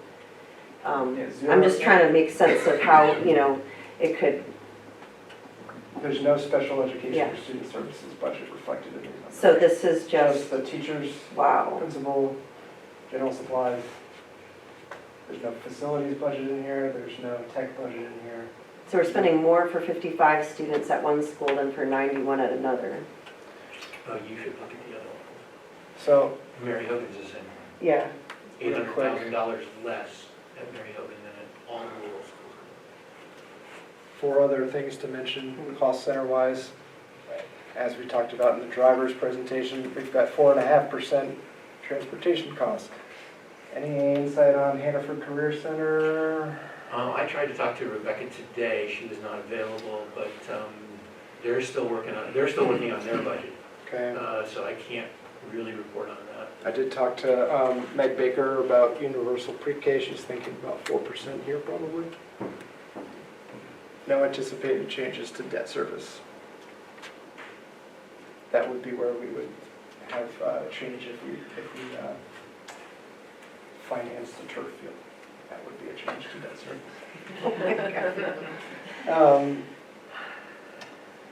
Other construction zones. So we don't have any updates from negotiations as of yet to share, but we're keeping a close eye on that. Also, still unknown what our healthcare is going to come in at. So we're still waiting for a hard number there. When I said we're going to talk about maximizing grant funds, this is a project that we're working on in the fastest possible terms. We pay federal retirement surcharge for teachers who are funded using federal grant dollars. So all the title grants that we use to pay teacher salaries, we get charged a surcharge, and that's the Fed Visters Retirement Program.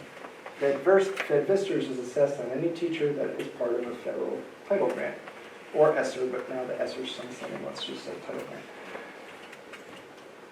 It's going to jump to close to 25%, which means $100,000 of salary costs us $125,000 if we use federal dollars to pay for it. Same thing. It's just a surcharge. And it used to be in the 8% range, and it's gone up and up and up. So now it's starting to get ridiculous. Yeah, it's 20.99% this year, and they're anticipating another big increase. So what we can do is we can look at paying paraeducators using those dollars and doing a switcheroo, because paraeducators do not qualify for the Fed Visters program because they're not teachers.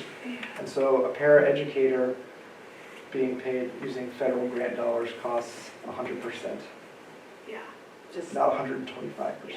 And so those same dollars go a lot further if you're not being assessed that surcharge. Yeah. We have not been able to do a model of this and to really quantify and stick a number on it, what we could save, but it feels like it could be a pretty significant savings, which is why it's in here today. And then the last one to mention is just this idea of equity weighting. We have the master plan in the works. We have these mandates for data collection in the works, and so just making sure that as that emerges, we've got a handle on it and we apply it to budgeting and allocation as soon as possible. Okay, so just some data based off of requests here. I guess this wasn't a request, but this is the last slide that I had in there.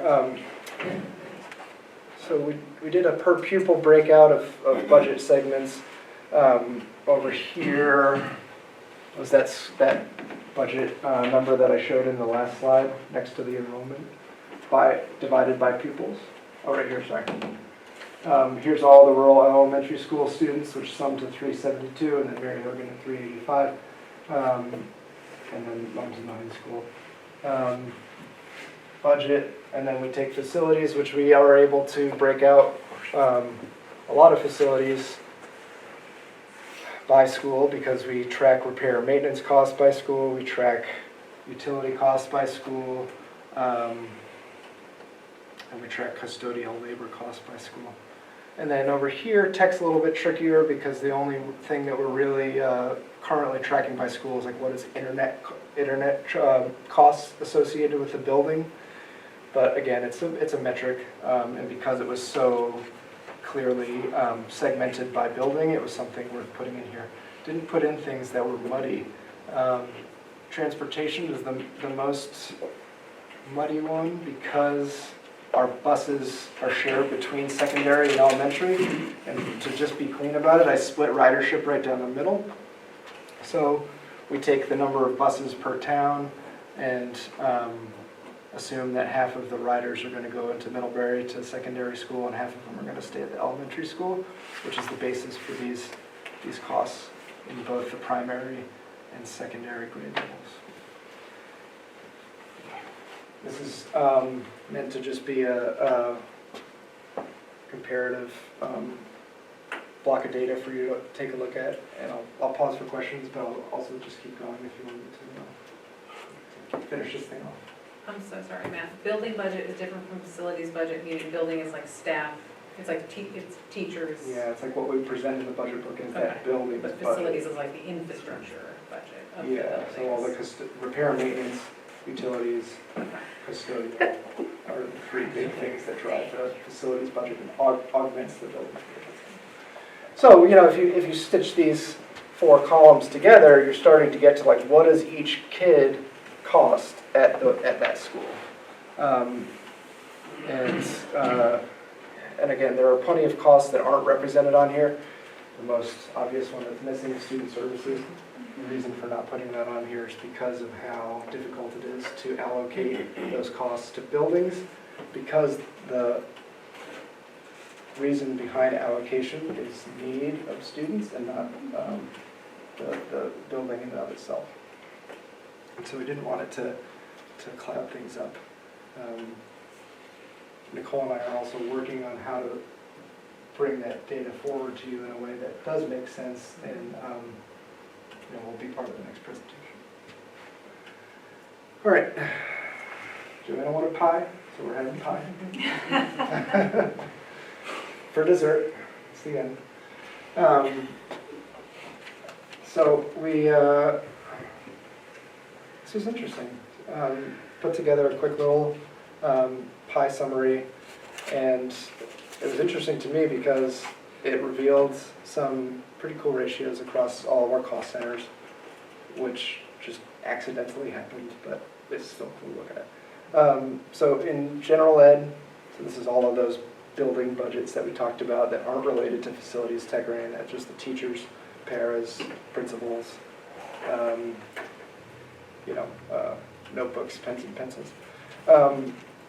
We have about 10.6% non-personnel costs and about 90% personnel costs. If we overlay contracted services, which if you recall from an hour ago, I said was people who we pay to do stuff for us that aren't ACSD employees, that settles us into about a 90-10 personnel to non-personnel ratio in the general ed budget. Okay. We're going to do the same thing in student services. So if we start off on paper just looking at what's our employees and what's a non-personnel cost, you have this 75-25 split. However, we do have a lot more contracted services that live in this budget unit. And so if you bring those people in, because again, these are people working with kids, you wind up at right around a 90-10 split. So pretty much the same ratio of people to not people in both student services and general ed. In some of our other departments, and this was the one. So both of our sort of district-wide umbrella administrative departments of PD and curriculum and board and central office, we have almost an identical 1/3, 2/3 split between non-personnel and personnel. And then down to the 10th of a decimal point in tech and facilities, we have the exact same, check that one twice, ratio of personnel to non-personnel, despite, millions of dollars of difference in budget and that. So that was kind of weird, but I think that there's a nice symmetry to this. It really shows that, the ratio of budget dollars here is centered around paying the people that we need to educate the kids, with the exception of the two departments that we rely on to take care of our buildings and the infrastructure there. So, any questions on that? The only other thing that was a request that didn't make it into here was just for district-wide data similar to the facilities master plan regarding the FTEs by location, and that's going to be ready soon, but not tonight. So I'll let you guys off the hook unless there are any other questions. Well, thank you so much, Matt. Thank you, Matt. A lot in that, Matt, thank you. Yeah. Okay, moving on to report of the chair. Actually, I don't know if there's a place for us to comment about the presentation. Sure. Okay. I'm sorry. So I've been on the finance committee, so I work with these numbers a lot, and I've been looking at some of these things. The driver seems to be that we go to the schools and ask them what they need rather than giving them guidance on the sorts of things that we're looking at. It leads to some pretty unbalanced situations as we look through this, and I'm not faulting the administrators. They want to hold on to their people. I'm not faulting anyone in the process, but we got a little bit of a tail wagging the dog here right now, and is there any way that the board, because I think it's incumbent on us, to give some guidance to both the schools and to the administration as to what's going on here? We're level funding, according to a little bit of difference, we're level funding the schools, the place where the education actually happens. We're increasing the budgets for central office by 5%. That seems a little out of whack to me. We have 360 students at Mary Hogan. We have 358 students at all the rural schools combined. There are 4 more teachers in the rural schools than there are at Mary Hogan. There are 3 more administrators at rural schools than there are at Mary Hogan. There's $800,000 in budget at the rural schools than there is at Mary Hogan, and Mary Hogan is teaching 2 more students than the rural schools combined. When are we going to address this? This is a huge budget driver. If you look at the numbers that Matt put out there, everybody wanted it consolidated. We want to look at all the students at the rural schools and compare them to Mary Hogan. Well, why aren't we looking at the numbers? Because what's happening right now is, to me, there is a huge imbalance of resources that are going to the rural schools and that are not going to Mary Hogan. Now, I think Mary Hogan is adequately staffed and that they do a great job, but we're starting to get into budget crunches here. And nobody wants to talk about what was brought up in the master's plan. What kind of criteria do we use to evaluate budgets? What kind of criteria do we use if we are going to start talking about consolidating facilities? And this board has not addressed that yet.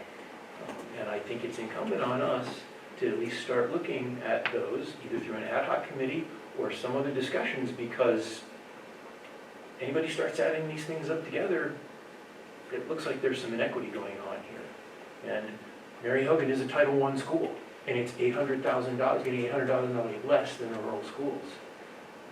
Where's the equity there? Where is the addressing some of these issues? It is also one of the most diverse schools. Again, we can't address diversity if we're asking Mary Hogan to do it with money that, in my opinion, is trapped in the rural schools with these numbers. So I would like the board to consider either creating an ad hoc committee to look at this issue or to charge the finance committee to start talking about this, because we're not talking about this yet. Thoughts? Ellen?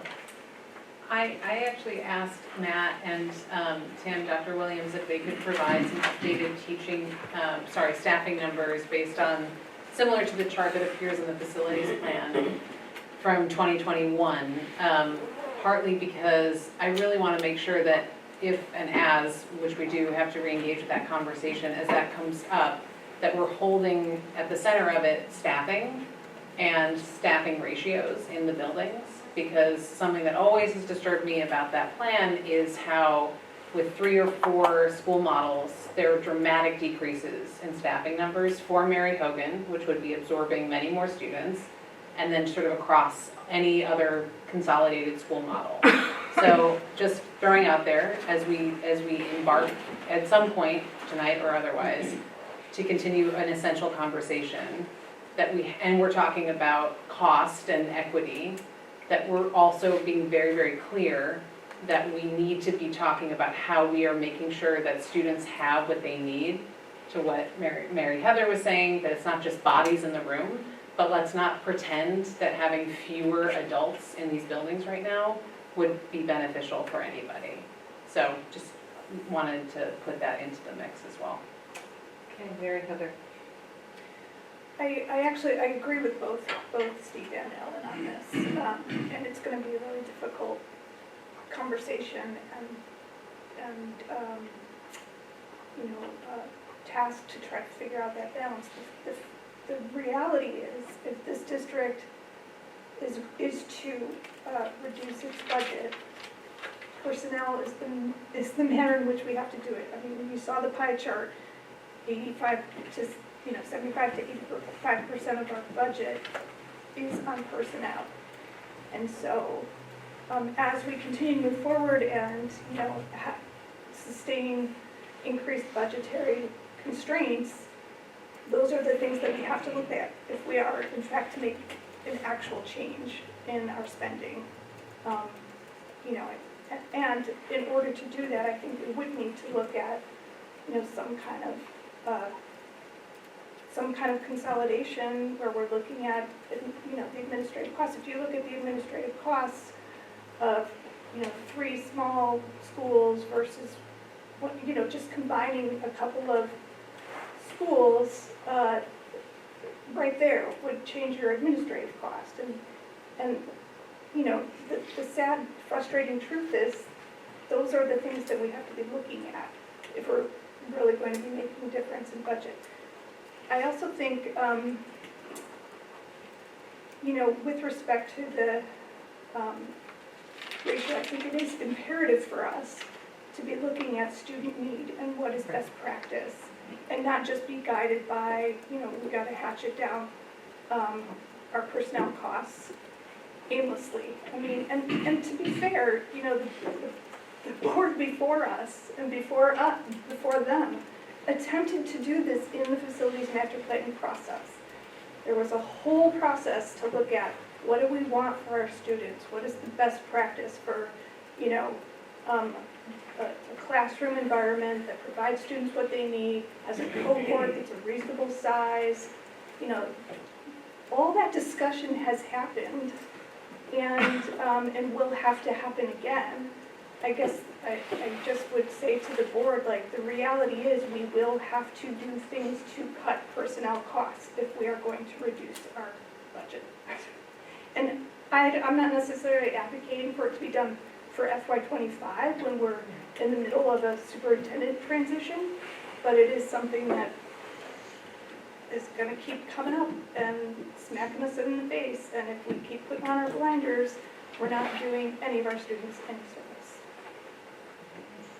Joanna, and then I totally agree that we need to focus on student need. What I really would hope as a board we could consider is actually trying to identify the real problem. And we saw a lot of numbers here, but we also at the last meeting heard multiple people give public comment about this, the need at Mary Hogan and this really big kindergarten class. And what I see is capacity in some schools and a need for students to not be so, so densely populated at Mary Hogan. And so, yes, I can appreciate that conversation, that guiding principle, but I think there was a lot of, there were a lot of other conversations that also didn't happen in that regard. And I'm just remembering back in 2013, 14, Peter Burrows had this vision for a unified district, a one learning community where the antiquated town lines were dissolved, and we could actually look at individual students' needs and try our best as a whole district to meet those needs. And I saw a lot of numbers, and I know that we have to then reconcile that with the other priorities, which is each student. And so I totally agree with Steve. We should have people looking at this and trying to solve this, but actually identifying the problem we're trying to solve. hey, Lindsay. Yeah, I'm agreeing with what people are saying, and there's a lot of different ways of looking at this. So if we have one school that has, this more students, but they're receiving $800 to $1 million less funding, I'm looking at the strategic plan draft and footnote 3 talking about placement criteria. And an idea like what you're, I think, alluding to, Joanna, of, could we more evenly distribute the students through our 7 elementary schools so that there's actually more students in the rural schools? I mean, there's, just saying that there are a lot of different ways to look at this, or there are districts that take one school and they create mini magnet type situations where one is focusing on more of a, an adventure-based or an outdoor education. And so, thinking outside the box, I just want to put that out there that I think that Steve bringing up, like, let's talk about this. Let's not just ignore this elephant in the room. But, there's decreasing spending, but there's also more equitably trying to figure out how to do that. And I've given the example before. I lived an equal distance from Salisbury, Ripton, and Mary Hogan. And I did not have a choice whether my student went to one or the other. And I can't imagine, how many other families fall into that. And so number 3 in our footnotes of the strategic plan, we are addressing this, but very, in the footnotes. There's other footnotes in the strategic plan, 4, talking about consolidation. But I agree that this is something that we should be talking about alongside the budget talks and not like after the fact. So let's try to think creatively about how we can manage this. If we really do, if the students need the teachers, maybe, I don't know, instead of having 20-something kids in one 5th grade classroom and 8 in another, to not shut down those conversations with easy answers like, oh, we would have to bus them there. Well, no, I mean, there's other ways of dealing with things, So, We're not gonna solve this issue. No, tonight. I know we're not. I really not wanna, always have our own opinions for sure, but. Yeah, so I was basically going to ask, do folks want to do as the next step? Do we want to form some kind of a ad hoc group, maybe after we get through the strategic plan one?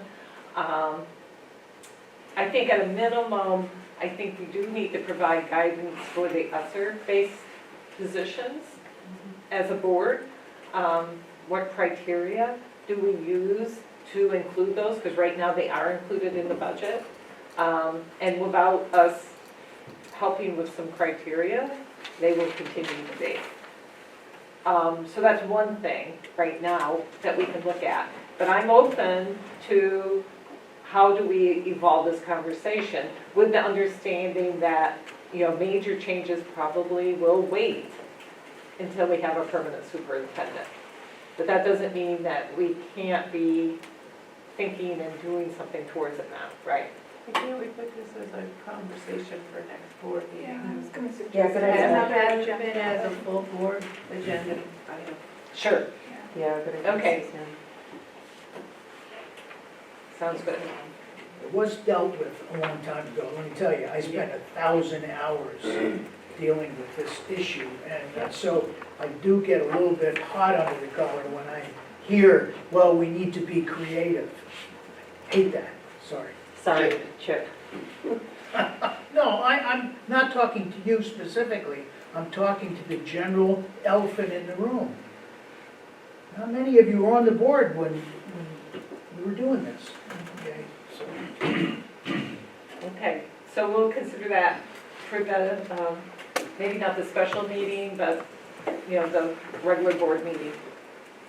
Okay, next, moving to the report of the chair. In your board pack, you do have a draft of the work plan that we put together, and by we, it's the executive committee. We've been meeting on this several times to come up with a framework for a work plan, which we currently don't have.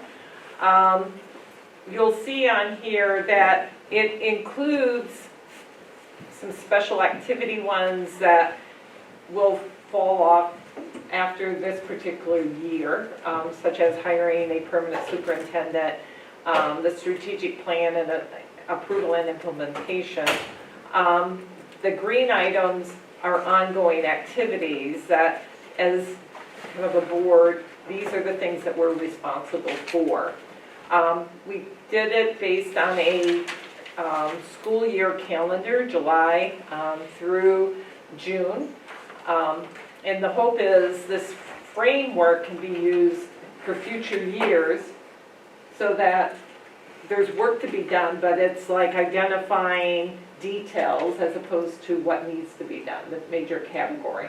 So even now, there's areas that need additional drill down, but at this point, the framework that we have here is at higher level, kind of driving at a glance. This is what the board is involved in and is responsible for. Any comments on this? Any input? Mary Heather.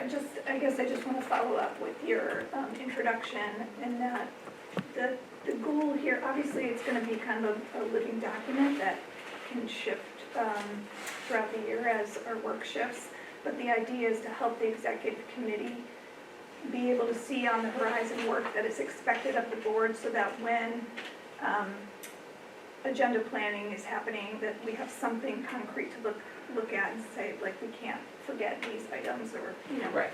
So just to kind of keep us organized. So I guess I would ask if there's anything on here that should be on here that the executive committee really missed in terms of essential board work, that would be critical to bring up. But there's still flexibility. Yes. Right. Yeah. Totally. I would say, oops, Go ahead. Suzanne and then Chip. I would say one thing that I think should be on here is the annual, the VSBA meeting that occurs in September, that should be part of the board work. It's normally an educational piece that happens along with the annual meeting, but the VSBA is kind of our relevant organization, and we should be attending and making those meetings. Thank you. And Chip. I know that the superintendent goal setting and evaluation part will be solidified better once we have someone who's had input on it. Right. But that has been a very at least in my years on this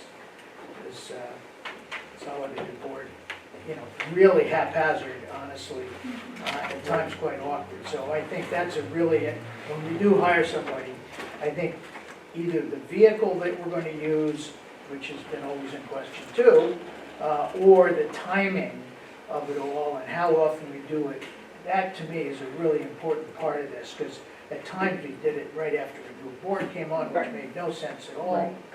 And so I know that's there and written, but Right. that has to be highlighted even more, that that's a Right. really important part of this timeframe. Yeah, and right She's our now, only employee. yeah, She and is our only right employee. now, there's no sub-bullets under item No, A. I know that, I'm And just making the point. Yeah, and the idea there is this year we won't be doing that, Right. but this definitely needs to be broken down and just like every other category that we have there. And implemented with our next superintendent, definitely. Steve? I know it's implied in some of these, but I was kind of hoping for an explicit line item that dealt with academic progress and things like the testing that we're getting, to like say to the administration, hey, when are you gonna report to us, you know, this stuff, like the test that we just got? Because it was great to get that information, it was really helpful, but I didn't know it was coming. Right. And knowing the schedule that we're going to be getting that feedback might be helpful for us, because it is an academic thing, it is something that we should be monitoring, and we said we want to monitor it fast, but I don't see it explicitly on any of this work plan. I might have missed it, but. Right. So items 5-8, Yeah. under ongoing board governance activities, 5-8 is those progress reports, and what needs to happen, and this is, it's all tied to the strategic plan, Right. and then progress reports about that strategic plan. And so this is an area that needs to be broken down. Okay. Once we have the strategic plan, here's the reports that you will be receiving, Okay. right? And then it'll be clear, and once we have that information, we can add it to this. Okay, because I saw that line, that 5-8, and it's June, one time in June. Yeah, because And it's like the first quarter, anticipating when the strategic plan is implemented, right? Because we have to have that implementation. So that was just kind of like a placeholder to put something down for this year. But once we have that strategic plan implemented, then we can flush this out. And so for the next 4 or 5 years, right, we will have standard kind of reporting associated with it. But absolutely understand that, Steve. Thank you. So, Yes. may I? Yes, you may. So, the strategic plan, the implementation of the strategic plan should add in specific report out events. YRBS is something that happens every other year, and that maybe needs to be added to this. Like I said, it's not done every year, but it can be noted that it's a biannual event, so that future boards would not look for Yes. it yearly. Yep. Yep. For the record, we should say that. Oh, it's a youth risk behavioral survey, which is done by the state. And sometimes takes forever to get the results back, but. Yep. Great. Well, thank you. But, you know, as a tool, do folks, obviously there's some detail that we need to add as we get that information. Do you feel comfortable with the format and really what we put together here? With the understanding that in some of these there has to be more detail behind it. Yeah, no, I think this is great. I think this is kind of what I was looking for when I said, hey, do we have a plan for what comes out when and what happens? Yeah. So, yeah, this is a huge step in the right direction, even though there may be details that still need to be filled in. Yeah. I really appreciate this. Right. So my thought is, you know, we've received some input here. We can incorporate that I don't believe, unless folks feel otherwise, this has to be like a formally adopted thing, but we can really start to try to drive by this. And is people feel the same way? Yes. Okay, awesome, thank you. Next on the agenda is our committee updates. And what we'll do is just go down, this is the last board meeting of the month, so we'll hit upon each committee. And if you have an update, great. If you don't, that's fine too. So we'll start with communication and engagement. Sure, so you all should have received the draft board fall update, or draft board update for fall 2023. I've heard from just a couple of folks, but I would like to get that sent out to our community either tomorrow or Wednesday, so if you have any glaring concerns, please let me know, otherwise that'll go out. One thing I do want the board to think about as we move forward with strategic planning is how you would like the Communications and Engagement Committee to do additional engagement around the strategic plan, and I don't mean just an email, but like actual engagement. And we're thinking a little bit about trying to tag on to our parent groups at our schools or somehow connect with them so that we can try to take advantage of when those folks are normally gathered anyway, and just have an opportunity to bring those community members up to date on the strategic plan. And then the other thing was that we were talking as a committee about whether or not we might want to consider doing some kind of board-wide gesture of gratitude to our teachers and staff, maybe sometime before the Thanksgiving break. And it's just something that as a committee we were talking about, so I thought I'd bring it up to the full board. And I guess just invite your ideas, send them to me through email, and we'll maybe come up with a little plan. So that's all I've got right now. Thank you. Facilities, which is Jason. Our facilities meeting this morning was canceled to make way for the ad hoc committee on the strategy plan to meet. We'll meet next month. Okay. Finance? Finance is not met since. Okay. Negotiations? We're still working out schedules, we have not met yet. Okay. Policy?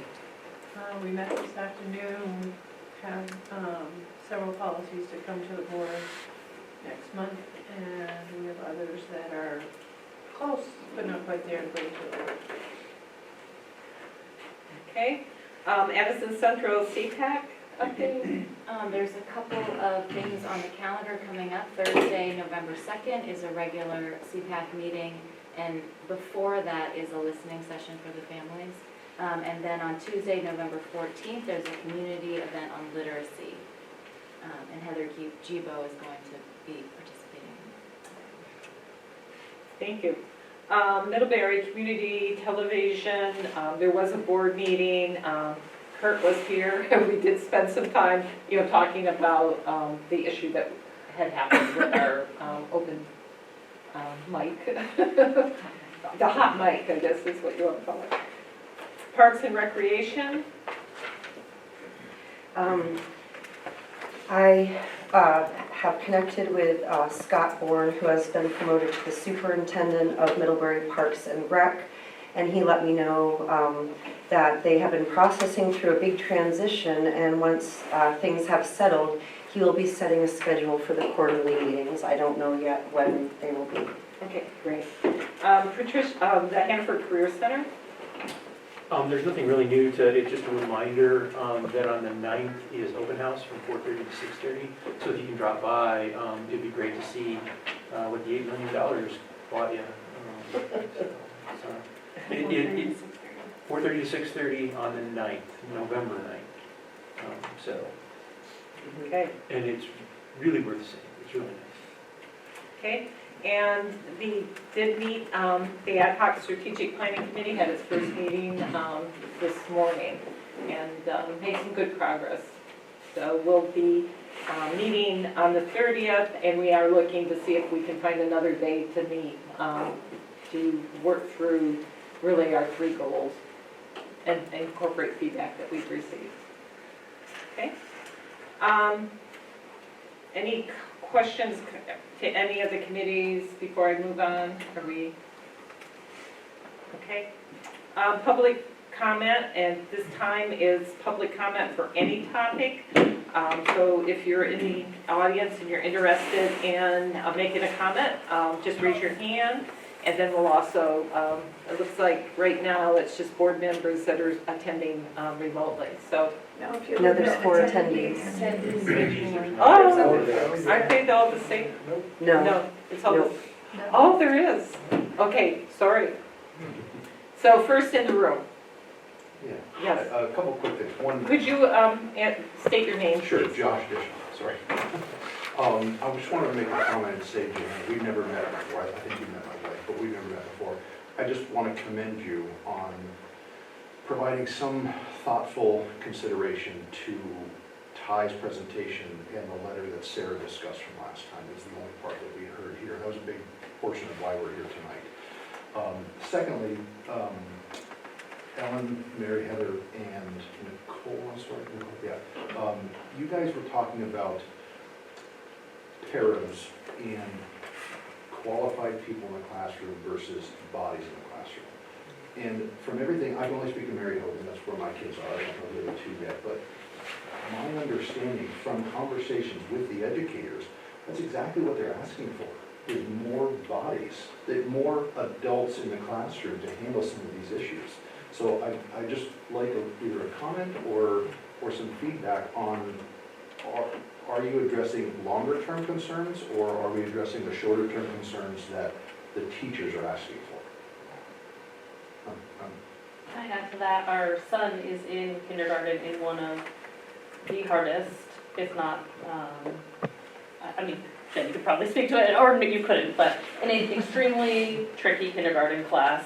And I'm not a behavioral specialist. I don't have any teaching background. I don't have any letters behind my name. And going in there, just as a body in the classroom, is making a huge difference. I've seen it. I've heard the teachers say it. I've heard the paras say it. I can see it in the kids. So while I think what Josh is asking for, I would love to hear. I'd like to just give personal experience saying that I think long-term goals of adding more higher qualified support is important from the day-to-day goals for our kids. I think there needs to be people paying attention to the immediate need, not just the long-term goals. And typically with public comment, we don't respond, but. When does that happen? So. How do I have a metric to know I know. what the change is happening? Yeah, so I know that the district is looking at the short term. I mean, there was an article that was in the Addison Independent talking about really more of that short term, you know, trying to provide relief at Mary Hogan, right? So I believe there is work happening at the district level. No, I think everybody understands that. Yeah, We do appreciate exactly. that. I mean, we recognize that, most certainly. Yeah, from the teacher to Jen to all of you, we're very grateful and thankful and know that behind the scenes a lot is happening. But transparency from the schools, from the superintendent, from the school board goes a long way, because we're sitting at home with our kid coming home who is a bright, happy 6-year-old who loves school. And we are dealing with a lot of unhappiness from him and day-to-day stress. And when there's a lot of things hidden behind closed doors, it makes it hard to send him into that classroom every single day, not knowing that changes are coming down the pipeline. So transparency across the board would be outstanding. And I'm sure you're in touch with Jen, and, yeah, right, which is really your first contact. Yeah, we've had meetings with Yeah, Jen, and Jen's exactly. been very Right. helpful, but we feel it goes beyond the teacher, it goes beyond Jen. It really is something that the community should know. It's something that we're happy to hear that you're all aware of, but we just want to make sure that we're not looking at this strictly as long-term goals, because tomorrow we have to send our 6-year-old into that classroom. Right. I would like to make a comment. This is something I totally appreciate from Mary Hogan. I just want to say I hear this from parents in pretty much every school. I think this is an immediate concern for many, many people, for myself. Absolutely, we need adults in the buildings. And that's a huge, as we're thinking immediately and long-term, any plan around the future of our district that doesn't hold at the center, that we've seen a consolidation model in the middle school where fewer adults were in a building with more kids and it did not work well. If we are not being very honest with ourselves and the community about that, then I don't know what we're doing either. So I appreciate both of you being here. I appreciate people who are willing to sit through 2-hour meetings to make these comments when we could be hearing them at the beginning, so people could be home with their kids. And yeah, it's an immediate need that if we're not putting into a long-term view as well, then we're not doing our jobs. Mary Heather. I would just invite you to also email any and all of us. Public comment is not the only way to reach out to the board, and This was a starting point. yeah, so please, Yeah. we'd love to continue the Yeah. conversation. And thank you for coming. Yeah. I do another quick thing. I would just ask, I agree with everything that Steve brought up as far as allocation of resources, dollar figures, I 100% agree with that. The only one comment the only one part of it that I would comment on is saying that Mary Hogan is staffed very well, like to the point where they are adequately staffed. Combining that with that $800,000 figure, I would be curious, Jen, your thoughts on that. And I'm sorry, we can't turn this session into a two-way dialogue, but, yeah, We'll have another conversation later. yeah. Thank you. Okay, so thank you. So at this point, what we're going to do is move into an executive session. So I'm going to let Jim tear down